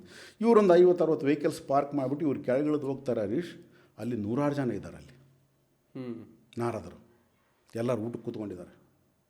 ಇವರು ಹೋದರು, ನೋಡಿದರು, ಎಲ್ಲರೂ ನಾಡಿದ್ರೆ. ಅಲ್ಲಿ ಎಲ್ಲ ಇರ್ತಕ್ಕಂಥ ಆ ಸಪ್ಲೈಯರ್ಸ್ ಎಲ್ಲ ಕನ್ಫ್ಯೂಷನ್ನು, ಯಾರಿಗೆ ಏನು ಕೊಡಬೇಕು ಗೊತ್ತಿಲ್ಲ. ಸೊ ಒಬ್ರಿಗೊಬ್ರು ಮಾತಾಡಿಸ್ಕೊಂಡ್ರು, ಎಲ್ಲ ಮಾಡಿದರು. ಕನ್ಫ್ಯೂಷನ್ ಸ್ಟಾರ್ಟ್ ಆಯಿತು ಎಲ್ರಿಗೂ ಕೂಡ. ಊಟ ಮಾಡಿದರು, ಎಲ್ಲ ಸೇಮ್ ಲೊಕೇಶನ್ ಶೇರ್ ಆಗಿದೆ. ಎಲ್ಲರಿಗೂ ಅನುಮಾನ, ಆದರೆ ಎಷ್ಟು ಬ್ರಹ್ಮಗಳಿರಬೇಕು? ನಮ್ಮ ಬ್ರಹ್ಮ ನಾವು ಅಂದ್ಕೋತಾ ಇದ್ದೀವಿ. ಮತ್ತು ಇವ್ರು ಯಾವಾಗ ಬಂದು ಕೇಳಿದ್ರು, ನಾನು ಯಾವಾಗ ಹೋಗಿ ಕೇಳಿದ್ರು, ನೀನು ಯಾವಾಗ ಹೋದೆ? ನಾನು ನಿನ್ನೆ 3 ಗಂಟೆಗೆ ಹೋಗಿದ್ದೆ. ನಾನು 3 ಗಂಟೆಗೆ ಹೋಗಿದ್ನಲ್ಲ. ಆದರೆ ಅವ್ರು ಕೇಳಿರೋದು, ಸಿಕ್ಕಿರೋದು, ಲೊಕೇಶನ್ ಸಿಕ್ಕಿರೋದು, ಅವ್ರು ಮಾತಾಡಿಸಿರೋದು ಎಲ್ಲ ಅದೇ ಬ್ರಹ್ಮನ ಹತ್ರ ಹೋಗಿದ್ದಾರೆ, ಅದೇ ಸೇಮ್ ಟೈಮ್ಗೆ ಹೋಗಿದ್ದಾರೆ, ಅದೇ 3 ಗಂಟೆಗೆ ಹೋಗಿದ್ದಾರೆ, ಅದೇ ಮಾತು ಕೇಳಿದ್ದಾರೆ, ಅದೇ ಬ್ರಹ್ಮ ಹೇಳಿದ್ದಾನೆ, ಸೇಮ್, ಎಲ್ಲವೂ ಎಕ್ಸಾಕ್ಟ್ಲಿ ಸೇಮ್. ಸೊ ಅಲ್ಲಿಂದ ಇನ್ನು ಪ್ರಯಾಣ ಆಯಿತು. ಸಾಯಂಕಾಲ ಕರೆಕ್ಟಾಗಿ 4:15 ಆ ಒಂದು ಲೊಕೇಶನ್ ಸೇರ್ಕೊಂಡ್ರು. ಅಲ್ಲಿ ನೋಡ್ತಾರೆ ಹರೀಶ್, ಅಲ್ಲಿ ಲಕ್ಷಾನುಗಟ್ಟಲೆ ಬ್ರಹ್ಮಗಳಿದ್ದಾರೆ. ಅಲ್ಲಿ ಬ್ರಹ್ಮಗಳು ಲಕ್ಷಾನುಗಟ್ಟಲೆ ಇದ್ದಾರೆ ಅಲ್ಲಿ. ಆ ಒಂದು ಸಭೆಗೆ ಲಕ್ಷಾನುಗಟ್ಟಲೆ ಬ್ರಹ್ಮಗಳಿದ್ದಾರೆ, ಲಕ್ಷಾನುಗಟ್ಟಲೆ ವಿಷ್ಣುಗಳಿದ್ದಾರೆ, ಲಕ್ಷಾನುಗಟ್ಟಲೆ ಶಿವಗಳಿದ್ದಾರೆ ಅಲ್ಲಿ ಸಭೆಯಲ್ಲಿ. ಇವರು ಲಕ್ಷಾನುಗಟ್ಟಲೆ ನಾರದರು. ನಾನು ಫಸ್ಟು ಹೇಳಿದಾಗಿರ್ತಕ್ಕಂಥ ನಾರದ ಏನಲ್ಲ, ಅವನು ಆ ನಾರದ ಮಹರ್ಷಿಗಳು ಬ್ರಹ್ಮನನ್ನು ಹುಡುಕಕ್ಕೆ ಶುರು ಮಾಡಿದರು. ನನಗೆ ಮಾತಾಡಿದಂಥ ತಂದೆ ಯಾರು ಹುಡುಕಕ್ಕೆ ಶುರು ಮಾಡಿದ್ರು. ಎಲ್ಲ ಬ್ರಹ್ಮಗಳ ಹತ್ರ ಹೋದರು. ಎಲ್ಲರೂ ಅದೇ ಸೇಮ್ ಪ್ರೇಮವಾಗಿ ಮಾತಾಡಿಸಿದರು. ಬಂದೇನಪ್ಪ, ಕುತ್ಕೋ, ಮೀಟಿಂಗ್ ಮುಗಿಲಿ, ಎಲ್ಲ ಮಾತಾಡೋಣ. ಎಲ್ಲ ಬ್ರಹ್ಮಗಳ ಹತ್ರ ಹೋಗ್ತಾರೆ ಇವರು. ಎಲ್ಲ ಬ್ರಹ್ಮಗಳು ಸೇಮ್ ಹೇಳ್ತಾರೆ, ಹೌದಾ, ಬಂದರೆ ಕೂತ್ಕೊಳ್ಳಿ. ಸೊ ಏನು ಗೊತ್ತಾಗಲಿಲ್ಲ. ಮೀಟಿಂಗ್ ಎಲ್ಲ ಮುಗೀತು. ಮೀಟಿಂಗ್ ಎಲ್ಲ ಮುಗಿದ್ಮೇಲೆ ಎಲ್ಲರೂ ಹೋದರು. ಮತ್ತೆ ಯಾರೋ ಬ್ರಹ್ಮನ ಹತ್ರ ಹೋದರು. ಏನು, ನನಗೆ ತುಂಬ ಒಂದು ಕನ್ಫ್ಯೂಷನ್ ಸ್ಟಾರ್ಟ್ ಆಯಿತು. ಸರಿ ಪರವಾಗಿಲ್ಲ, ನಾಳೆ ಬಾ ಮಾತಾಡೋಣ. ಈ ಒಂದು ರಶ್ಶಲ್ಲಿ ಏನು ಮಾತಾಡೋಕ್ಕಾಗಲ್ಲ, ನಾಳೆ ಬಾ ಮಾತಾಡೋಣ. ಸರಿ ಆಯಿತು. ಮೀಟಿಂಗ್ ಎಲ್ಲ ಮುಗೀತು. ಮತ್ತೆ ಮರುದಿನ ನಾರದ ಮಹರ್ಷಿಗಳು ಬ್ರಹ್ಮದೇವರ ಒಂದು ಬ್ರಹ್ಮಲೋಕದಲ್ಲಿ ಇರ್ತಕ್ಕಂಥ ಬ್ರಹ್ಮನ ಹತ್ರ ಹೋದರು. ಇವರು ಕನ್ಫ್ಯೂಷನ್ ಆಗಿಬಿಟ್ಟಿದ್ದಾರೆ ಇವರು. ನಾರದ ಮುನಿ. ಅಲ್ಲಿಗೆ ಹೋದ್ಮೇಲೆ, ಬಾ ನಾರದ, ಕೂತ್ಕೋ. ಕೇಳಿದರು, ಏನು ಇದು ಅಂದರೆ, ನಾನು ಅಂದ್ಕೊಂಡಿದ್ದೆ ಒಬ್ಬ ಬ್ರಹ್ಮ ಇದ್ದಾನೆ ನಮ್ಮ ತಂದೆ, 14 ಲೋಕಗಳನ್ನು ಸೃಷ್ಟಿ ಮಾಡಿದ್ದಾನೆ. ಈ 14 ಲೋಕಗಳಿಗೆ ಆದಿ ಅಂತ್ಯ ಯಾವುದು? ನಿನ್ನನ್ನು ಸೃಷ್ಟಿ ಮಾಡಿರ್ತಕ್ಕಂಥವ್ರು ಯಾರು? ನೀನು ಈ 14 ಲೋಕಗಳನ್ನು ಅದು ಹೇಗೆ ಸೃಷ್ಟಿ ಮಾಡಿದೆ? ನಿನಗೆ ಈ ನಾಲೆಡ್ಜಲ್ಲಿದ್ದ ಬಂತು, ಇದನ್ನು ಕೇಳೋದಕ್ಕೆ ನಾನು ಬಂದಿದ್ದು. ಬಟ್ ನೀವು ತೋರಿಸಿದ್ದೇನು ನನಗೆ? ಹಾಗಾದರೆ ಎಷ್ಟು ಲೋಕಗಳಿದ್ದಾವೆ? ಲಕ್ಷಾನುಗಟ್ಟಲೆ ಲೋಕಗಳು. ಅಂದರೆ ನೀವು ಮಾಡಿರ್ತಕ್ಕಂಥ 14 ಲೋಕಗಳ ಅಲ್ಲದೆ ಇನ್ನೆಷ್ಟಿದ್ದಾವೆ? ಆಗ ಬ್ರಹ್ಮದೇವರೊಳಗೆ ಶುರು ಮಾಡಿದರು. ಇದು ಜಸ್ಟ್ ಒಂದು ಸ್ಯಾಂಪಲ್ಲು. ಓಕೆ, ನಾವೇನು ಸೇರಿದ್ವಲ್ಲ ಅವು ಸ್ಯಾಂಪಲ್. ಆ ಥರ ಮೀಟಿಂಗ್ಸು ಲಕ್ಷಗಟ್ಟಲೆ ಮೀಟಿಂಗ್ಸ್ ಆಗ್ತವೆ ಅಲ್ಲಿ. ಇವತ್ತು ನಾವೇನು ಅಷ್ಟು ಜನ ಸೇರಿದ್ವಿ, ಆ ಥರ ಜನಗಳು ಅಲ್ಲೆಲ್ಲಲ್ಲಿ ಸೇರ್ತಾನೇ ಇರ್ತಾರೆ. ಓಕೆ. ಸೊ ಇದು ನಡೀತಾನೇ ಇರ್ತದೆ. ಆಗ ನಾರದರು ಕೇಳಿದರು, ಮತ್ತು ಹಾಗಾದ್ರೆ ಎಷ್ಟು ಲೋಕಗಳಿದ್ದಾವೆ, ಎಷ್ಟು ಯೂನಿವರ್ಸ್ಗಳಿದ್ದಾವೆ? ಎಷ್ಟು ಶಿವಗಳು, ಎಷ್ಟು ವಿಷ್ಣುಗಳು, ಎಷ್ಟು ಬ್ರಹ್ಮಗಳು, ಇವೆಲ್ಲ ಯಾಕೆ? ಇಷ್ಟು ಕ್ರಿಯೇಷನ್ ಯಾಕೆ? ಆಗ ಬ್ರಹ್ಮದೇವರು ಹೇಳ್ತಾರೆ, ಜಸ್ಟ್ ಮಳೆ ಹನಿಗಳು ಹೇಗೆ ಸುರಿಯುತ್ತೋ ಆ ರೀತಿಯಾಗಿ ಯೂನಿವರ್ಸ್ಗಳು ಸುರಿತವೆ. ಓಕೆ. ಇವತ್ತೇನು ನಾವು ಇಷ್ಟು ನೋಡ್ತಾ ಇದ್ದೀವಿ, ಯೂನಿವರ್ಸ್ ಅಂತಂದರೆ ಲಕ್ಷಾನುಗಟ್ಟಲೆ ವರ್ಷಗಳ ಈ ಕಡೆಯಿಂದ ಆ ಕಡೆ ಹೋಗೋದಕ್ಕೆ ಆಗುತ್ತೆ ಅಂತ ಮಾತಾಡ್ತಾ ಇದ್ವಿ. ಆ ಒಂದು ಯೂನಿವರ್ಸ್ನ ಒಂದು ಮಳೆ ಬಿಂದು ಅಂತ ಕರ್ಕೊಂಡಾಗ ನೀನು ಮಳೆ ಸುರಿದಾಗ ಎಷ್ಟು ಬಿಂದುಗಳು ಬರ್ತವೆ, ಮಳೆ ಹನಿಗಳು, ಅಷ್ಟು ಯೂನಿವರ್ಸ್ಗಳಿದ್ದಾವೆ, ಅಷ್ಟು ಬ್ರಹ್ಮಗಳಿದ್ದಾವೆ, ಅಷ್ಟು ಮಹೇಶ್ವರಗಳಿದ್ದಾವೆ, ಅಷ್ಟು ವಿಷ್ಣುಗಳಿದ್ದಾವೆ. ನಾರದರು ಕೇಳ್ತಾರೆ, ಮತ್ತು ಇದನ್ನೆಲ್ಲ ನಡೆಸ್ತಕ್ಕಂಥವ್ರು ಯಾರು? ಹೆಡ್ ಒಬ್ಬ ಇರಬೇಕಲ್ಲ, ಯಾರಾದರೂ ಒಬ್ರು ಹೆಡ್ ಇರಬೇಕಲ್ಲ. ಬ್ರಹ್ಮ ಹೇಳ್ತಾನೆ, ನನಗೂ ಗೊತ್ತಿಲ್ಲ, ನಾನು ಎಷ್ಟೋ ಪ್ರಯತ್ನ ಮಾಡ್ತಾಯಿದ್ದೀನಿ ಅದನ್ನು ತಿಳ್ಕೊಳ್ಳೋದಕ್ಕೆ, ಯಾರಾದರೂ ಇದ್ದಾರಾ ಅಂತ ನಾನು ಪ್ರಯತ್ನ ಮಾಡ್ತಾಯಿದ್ದೀನಿ, ಬೇಕಾದಷ್ಟು ತಪಸ್ಸು ಮಾಡ್ತಾಯಿದ್ದೀನಿ, ಆದರೆ ನನ್ನ ಇದಕ್ಕೆ ಇಷ್ಟೇ ತಿಳಿತಾ ಇರೋದು. 10 ಹಲವಾರು ವಿಚಾರಗಳ ಬಗ್ಗೆ ಭೀಮಶ್ರೀ ಸರ್ ನಮ್ಮ ಜೊತೆಗೆ ಚರ್ಚೆ ಮಾಡ್ತಾ ಇದ್ದಾರೆ. ಸೊ ಹಾಗೆ ಅವ್ರು ಬರೆದಿರ್ತಕ್ಕಂಥ ಮೂನ್ಲೈಟ್ ಮ್ಯೂಸಿಂಗ್ಸ್, ಇದು ಇಂಗ್ಲೀಷ್ ಪುಸ್ತಕ. ಇದೇ ಒಂದು ಪುಸ್ತಕ ನಮಗೆ ಕನ್ನಡದಲ್ಲಿ ಕೂಡ ದೊರೆಯುತ್ತೆ, ಚಂದ್ರ ಮೇಲೆ ಬಂದ ನೋಡು ಎಂಥ ಚಂದ ಅಂತ ಹೇಳಿ. ಈ ಒಂದು ಪುಸ್ತಕ ರೀಸೆಂಟಾಗಿ ರಿಲೀಸ್ ಆಗಿದೆ. ಇದನ್ನು ಪ್ರಾಣಿಗಳ ಮುಖಾಂತರ, ಒಂದು ನಾಯಣ್ಣ ಅಂತ ಹೇಳಿ ಕರಿತೀವಿ, ಅದರಲ್ಲಿ ನಾಯಣ್ಣ ಮತ್ತು ಗೋಮಾತೆ ಅಂದರೆ ಒಂದು ಬುದ್ಧಿವಂತ, ಸ್ಪಿರಿಚುವಲಲ್ಲಿ ಹೈ ಲೆವೆಲ್ ನಾಲೆಜ್ ಇರ್ತಕ್ಕಂಥ ಒಂದು ಪ್ರಾಣಿ ಅನ್ನೋ ಒಂದು ದೃಷ್ಟಿಯಿಂದ ಆ ಮೆಟಾಫರ್ ಆಗಿ ಯೂಸ್ ಮಾಡಿ ಬರೆದಿರ್ತಕ್ಕಂಥ ಒಂದು ಪುಸ್ತಕ. ಈ ಪ್ರಾಣಿಗಳು ಮನುಷ್ಯನ ಬಗ್ಗೆ ಮಾತಾಡ್ತಾ ಹೋಗ್ತವೆ. ಸೊ ಹಾಗೆ ಮನುಷ್ಯನ ಜೀವನ ಯಾವ ರೀತಿ ಇದೆ, ಮತ್ತು ಮನುಷ್ಯ ಯಾವ ರೀತಿ ತನ್ನಲ್ಲಿ ಒಂದು ಕ್ವಶನ್ಗಳನ್ನು ಹಾಕೋಬೋದು, ಮತ್ತು ಅವನ ಜೀವನವನ್ನು ಸಾಮಾನ್ಯ ಜೀವನದಿಂದ ಅತ್ಯುನ್ನತವಾದಂತಹ ಒಂದು ಜೀವನಕ್ಕೆ ಯಾವ ರೀತಿ ಕೊಂಡೊಯ್ಬೋದು, ಆಧ್ಯಾತ್ಮಿಕ ಒಂದು ಪ್ರವೇಶನ ಯಾವ ರೀತಿ ಮಾಡ್ಬೋದು ಅನ್ನೋದಕ್ಕೆ ಈ ಒಂದು ಪುಸ್ತಕ ನಿಮಗೆ ದಾರಿದೀಪವಾಗಿ ನಿಲ್ಲುತ್ತೆ. ಸೊ ಹಾಗಾಗಿ ಈ ಒಂದು ಪುಸ್ತಕವನ್ನು ನೀವು ಅಮೆಝಾನಲ್ಲಿ ಕೂಡ ಪರ್ಚೇಸ್ ಮಾಡ್ಬೋದು. ಹಾಗೆ ನಮ್ಮಿಂದ ಡೈರೆಕ್ಟಾಗಿ ಪರ್ಚೇಸ್ ಮಾಡಿದರೆ ನಿಮಗೆ ಡಿಸ್ಕೌಂಟ್ ಕೂಡ ದೊರೆಯುತ್ತೆ. ಆ ಒಂದು ಪರ್ಚೇಸಿಂಗ್ ಲಿಂಕ್ ಈ ಯೂಟ್ಯೂಬ್ ಡಿಸ್ಕ್ರಿಪ್ಷನ್ ಅಡಿಯಲ್ಲಿ ನಿಮಗೆ ಸಿಗುತ್ತೆ. ಆ ಲಿಂಕ್ನ ಕ್ಲಿಕ್ ಮಾಡೋದ್ರ ಮುಖಾಂತರ ಈ ಪುಸ್ತಕವನ್ನು ನೀವು ಪರ್ಚೇಸ್ ಮಾಡ್ಬೋದು. ಅಂದರೆ ಅಲ್ಲಿ ನಾರದ ಬ್ರಹ್ಮ ದೇವರಿಗೆ ಕೇಳಬೇಕಾದ್ರೆ, ಇಲ್ಲಿ ನನ್ನ ಎದುರುಗಡೆ ನೀನೊಬ್ಬ ಕಾಣಿಸ್ತಾ ಇದೆಯಪ್ಪ ಬ್ರಹ್ಮ ಆ್ಯಸ್ ಎ ತಂದೆಯಾಗಿ, ಬಟ್ ನೀನು ಅಲ್ಲಿ ಹೋದಾಗ ಲಕ್ಷಣಗಟ್ಟಲೆ ಇರಬೇಕಾದ್ರೆ ಅಲ್ಲಿ ನೀವು ಡಿಸ್ಕಸ್ ಮಾಡ್ಕೊಂಡು ಇದಕ್ಕೆಲ್ಲ ಸೃಷ್ಟಿ ಯಾರು ಅಂತ ಹೇಳ್ಬಿಟ್ಟು ಕ್ವಶನ್ ಕೇಳಿಲ್ವ ಅಂತ ಹೇಳಿ ಕೇಳ್ಬೋದಿತ್ತಲ್ಲ ಆ್ಯಕ್ಚುಲಿ. ಅದನ್ನು ಹೇಳ್ತಾ ಇದ್ದಾರಲ್ಲ, ಅಲ್ಲಿ ಎಷ್ಟೇ ಒಂದು ಮೀಟಿಂಗ್ಸ್ಗೆ ಹೋದರೂ, ಏನೇ ತಿರುಗಿದ್ರು ಮಾಡಿದ್ರು, ನಮಗೆ ಇದಕ್ಕೆಲ್ಲ ಸೂಚನೆ ಎಲ್ಲಿಂದ ಬರ್ತಾ ಇದೆ?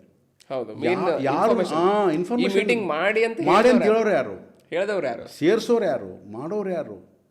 ಇವತ್ತು ಈ ಒಂದು ಲೋಕವನ್ನು ಸೃಷ್ಟಿ ಇಷ್ಟೆಲ್ಲ ಮಾಡೋದಕ್ಕೆ ನನಗೆ ಒಂದು ನಾಲೆಡ್ಜ್ ಎಲ್ಲಿದ್ದ ಬಂತು? ಯಾರು ಇದನ್ನು ಕೊಟ್ಟರು? ಇದನ್ನು ಯಾಕೆ ನಡೆಸ್ತಾ ಇದ್ದಾರೆ? ಯಾಕೆ ನಡೀತಾ ಇದೆ?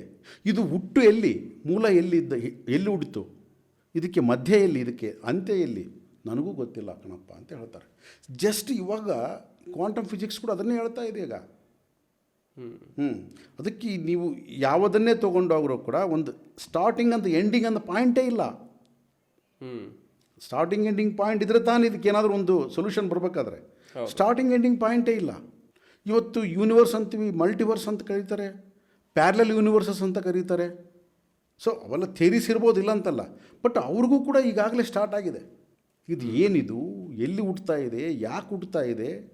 ಸೊ ಅದಕ್ಕಾಗಿ ಸೈಂಟಿಸ್ಟ್ಗಳು ಏನು ಮಾಡ್ತಾರೆ ಅಂತಂದರೆ, ದೇವರ ಸಿದ್ಧಾಂತನ ನಂಬಲ್ಲ ಅಂತಂದರೆ, ದೇವರನ್ನ ನಂಬಲ್ಲ ಅಂತಂದ್ರೆ ಅರ್ಥ ನಾವು ಅಂದುಕೊಂಡಿರ್ತಕ್ಕಂಥ ನಮ್ಮ ನಂಬಿಕೆಯಲ್ಲಿರ್ತಕ್ಕಂಥ ದೇವರನ್ನ ಅವ್ರು ನಂಬಲ್ಲ. ಯಾಕೆಂದರೆ ನಮ್ಮ ನಂಬಿಕೆಯಲ್ಲಿರ್ತಕ್ಕಂಥ ದೇವರು ನಮಗೆ ಇಷ್ಟವಾದಂಗೆ ಇರ್ತಾನೆ. ಅವನು ಇಷ್ಟವಾದಂಗೆ ಇರ್ತಾನೆ. ಅವನು ತಪ್ಪು ಮಾಡಿದವನು ಶಿಕ್ಷೆ ಕೊಡಬೇಕು, ಅವನು ಯಾರಾದರೂ ಒಳ್ಳೆಯವ್ರನ್ನ ಪುಣ್ಯಾತ್ಮರನ್ನ ಅವನಿಗೆ ಚೆನ್ನಾಗಿ ನೋಡ್ಕೋಬೇಕು. ಸೊ ಒಂದು ಸ್ವರ್ಗನ ಸೃಷ್ಟಿ ಮಾಡಬೇಕು. ಸೊ ಎಲ್ಲ ಒಳ್ಳೊಳ್ಳೆ ಕೆಲಸ ಮಾಡಿದಂಥವನೇ ಸ್ವರ್ಗದಲ್ಲಿ ಹಾಕಬೇಕು, ಕೆಟ್ಟ ಕೆಲಸ ಮಾಡಿದ ನರಕದಲ್ಲಿ ಶಿಕ್ಷೆ ಕೊಡಬೇಕು. ಸೊ ಇವೆಲ್ಲ ನಮ್ಮ ನಂಬಿಕೆಗಳಲ್ಲ. ದೇವರು ನಾನು ಒಳ್ಳೆಯವನು, ನಾನು ಬೇಡಿದರೆ ಮಾಡಿದರೆ ದೇವ್ರು ನನ್ನ ಕಾಪಾಡ್ತಾನೆ. ಸೊ ಇವೆಲ್ಲ ನಮ್ಮ ನಂಬಿಕೆಯಲ್ಲಿರ್ತಕ್ಕಂಥ ದೇವರು. ಆದ ಕಾರಣ ಸೈಂಟಿಸ್ಟ್ಗಳು ಇದರ ಆಚೆ ಇದ್ದಾರೆ. ನಾವು ಸೈಂಟಿಸ್ಟ್ಗಳನ್ನು ಏಥಿಸ್ಟ್ಗಳು ಅಂತ ಕರಿತೀವಿ. ಹ್ಞೂ ಅವರು ದೇವರನ್ನ ನಂಬಲ್ಲ ಅಂತ. ಯಾವ ದೇವರನ್ನ ನಂಬಲ್ಲ ಅಂತಂದರೆ ನಮ್ಮ ನಂಬಿಕೆಯಲ್ಲಿರುವತಕ್ಕಂಥ ದೇವರುಗಳನ್ನ ನಂಬಲ್ಲ ಅವರು. ಅಂದರೆ ನಾವೇ ಆಕಾರ ಕೊಟ್ಟು ನಾವು ಈ ಥರ ದೇವ್ರು ಇದ್ದಾನೆ ಅಂತ ಹೇಳಿರ್ತಕ್ಕಂಥ ಒಂದು ಸಿದ್ಧಾಂತನ ನಂಬ್ತಾ ಇಲ್ಲ ಅವರು. ಬರೀ ಆಕಾರ ಅದು ಅಂತ ಅಲ್ಲ ಹೇಳ್ತಾ ಇರೋದು. ನಮ್ಮ ಈಗಾಗಲೇ ಒಂದು ಪ್ರೀಕನ್ಸೀವ್ ನೋಷನ್ಸ್ ಅಂತ ಏನು ಕರಿತೀವಿ, ನಮ್ಮ ಒಂದು ಮತಗ್ರಂಥಗಳು ಇವೆಲ್ಲ ಇಟ್ಟುಕೊಂಡು ನಾವು ದೇವ್ರನ್ನ ನಾವು ಸೃಷ್ಟಿ ಮಾಡ್ಕೊಂಡಿದ್ದೀವಿ. ನಾವು ಒಂದು ರೂಪ ಎಲ್ಲ ಕೊಟ್ಟು ಸೃಷ್ಟಿ ಮಾಡ್ಕೊಂಡಿದ್ದೀವಿ. ಆ ದೇವ್ರನ್ನ ಅವ್ರು ನಂಬಲ್ಲ. ಅದೇ ಇಲ್ಲಿ ಇರ್ತಕ್ಕಂಥ ನಾರ್ಮಲ್ ಏಥಿಸ್ಟ್ಗಳು ಬೇರೆ, ಸೈಂಟಿಸ್ಟ್ಗಳು ಏಥಿಸ್ಟ್ಗಳು ಬೇರೆ. ಅವರು ಒಂದು ಯಾಕೆ ನಂಬಲ್ಲ ಅಂದರೆ, ಒಂದು ಸಿದ್ಧಾಂತಕ್ಕೆ ದೇವರಿದ್ದಾನೆ ಅಂತ ಒಂದು ಸಿದ್ಧಾಂತಕ್ಕೆ ಬಂದುಬಿಟ್ರೆ ಅವರ ಆಲೋಚನೆ ನಿಂತ್ಕೊಂಡು ಹೋಗ್ಬಿಡುತ್ತೆ ಅಲ್ಲಿಗೆ. ಅವನು ಸುತ್ತ ಬಂದ್ಬಿಡುತ್ತೆ ಆಲೋಚನೆ. ಹೌದು, ಅವನು ಯಾವ ರೀತಿ ಇರ್ಬೋದು, ಅವನು ಏನು ಮಾಡ್ತಿರ್ಬೋದು, ಅದರ ಸುತ್ತ ಅವರು ತಮ್ಮ ಒಂದು ಪ್ರಯೋಗಗಳು ಮಾಡೋಕ್ಕೆ ಶುರು ಮಾಡ್ತಾರೆ. ಏನೂ ಇಲ್ಲ ಅಂತ ನಂಬಿಕೊಂಡಾಗ ರಿಯಾಲಿಟಿನ ಒಂದು ಸತ್ಯವನ್ನು ಕಂಡುಕೊಳ್ಳೋಕೆ ಹೋಗ್ತಾರೆ ಅವರು. ಅಂದರೆ ಏನೂ ಇಲ್ಲ ಅಂತ ಹೇಳಿ ಅಂದ್ಕೊಂಡಾಗ ಅಲ್ಲಿ ಏನಿದೆ ಅನ್ನೋದು ಗೊತ್ತಾಗುತ್ತೆ. ಅದು ಶಿವ ಅಂದರೆ ಅರ್ಥ ಏನು? ಅದು ಅಲ್ಲ. ಶಿವತತ್ವ ಅಂತ ಏನು ಕರಿತೀವಿ ನಾವು. ಶಿವತತ್ವ ಅಂದರೆ ಏನು ಅಂದರೆ ಅದು ಅಲ್ಲ. ಇವಾಗ ನೀನು ಏನು ಅಂದ್ಕೊಂಡಿದ್ದೀವೋ ಅದಲ್ಲ. ಓಕೆ, ನೀನು ಯಾವುದನ್ನು ತಗೋ, ಒಂದು ಮೂರ್ತಿನ ತಗೋ, ಇನ್ನೊಂದು ತಗೋ, ಮಂತ್ರ ತಗೋ, ಅದಲ್ಲ ಅದಲ್ಲ ಅದಲ್ಲ ಅದಲ್ಲ ಅದಲ್ಲ ಅದಲ್ಲ ಅದೇ ಶಿವತತ್ವ. ಮತ್ತು ಯಾವುದು ಅದು ಪ್ರಶ್ನೆ. ಓಕೆ, ಶಿವತತ್ವ ನಿರೂಪಣೆ ಮಾಡೋದೇನಪ್ಪ ಅಂದರೆ ನೀನು ಏನು ಹೇಳ್ತೀಯ ಅದಲ್ಲ, ಅದರ ಆಚೆ ಇರೋದು. ಈ ಸೈಂಟಿಸ್ಟ್ಗಳು ಕೂಡ ಅದನ್ನೇ ಹೇಳ್ತಿದ್ದಾರೆ. ಅಂದರೆ ಇವಾಗ ನಮ್ಮ ವೇದಗಳ ಪ್ರಕಾರ ನೋಡ್ತಾ ಹೋದರೆ ವೇದಗಳಲ್ಲೆಲ್ಲೂ ಮೂರ್ತಿ ಪೂಜೆ ಇಲ್ಲ. ಆಮೇಲೆ ಯಾವುದೇ ಒಂದು ಆಕಾರನ ದೇವರುಗಳಿಗೆ ಕೊಟ್ಟಿಲ್ಲ ಆ್ಯಕ್ಚುಲಿ.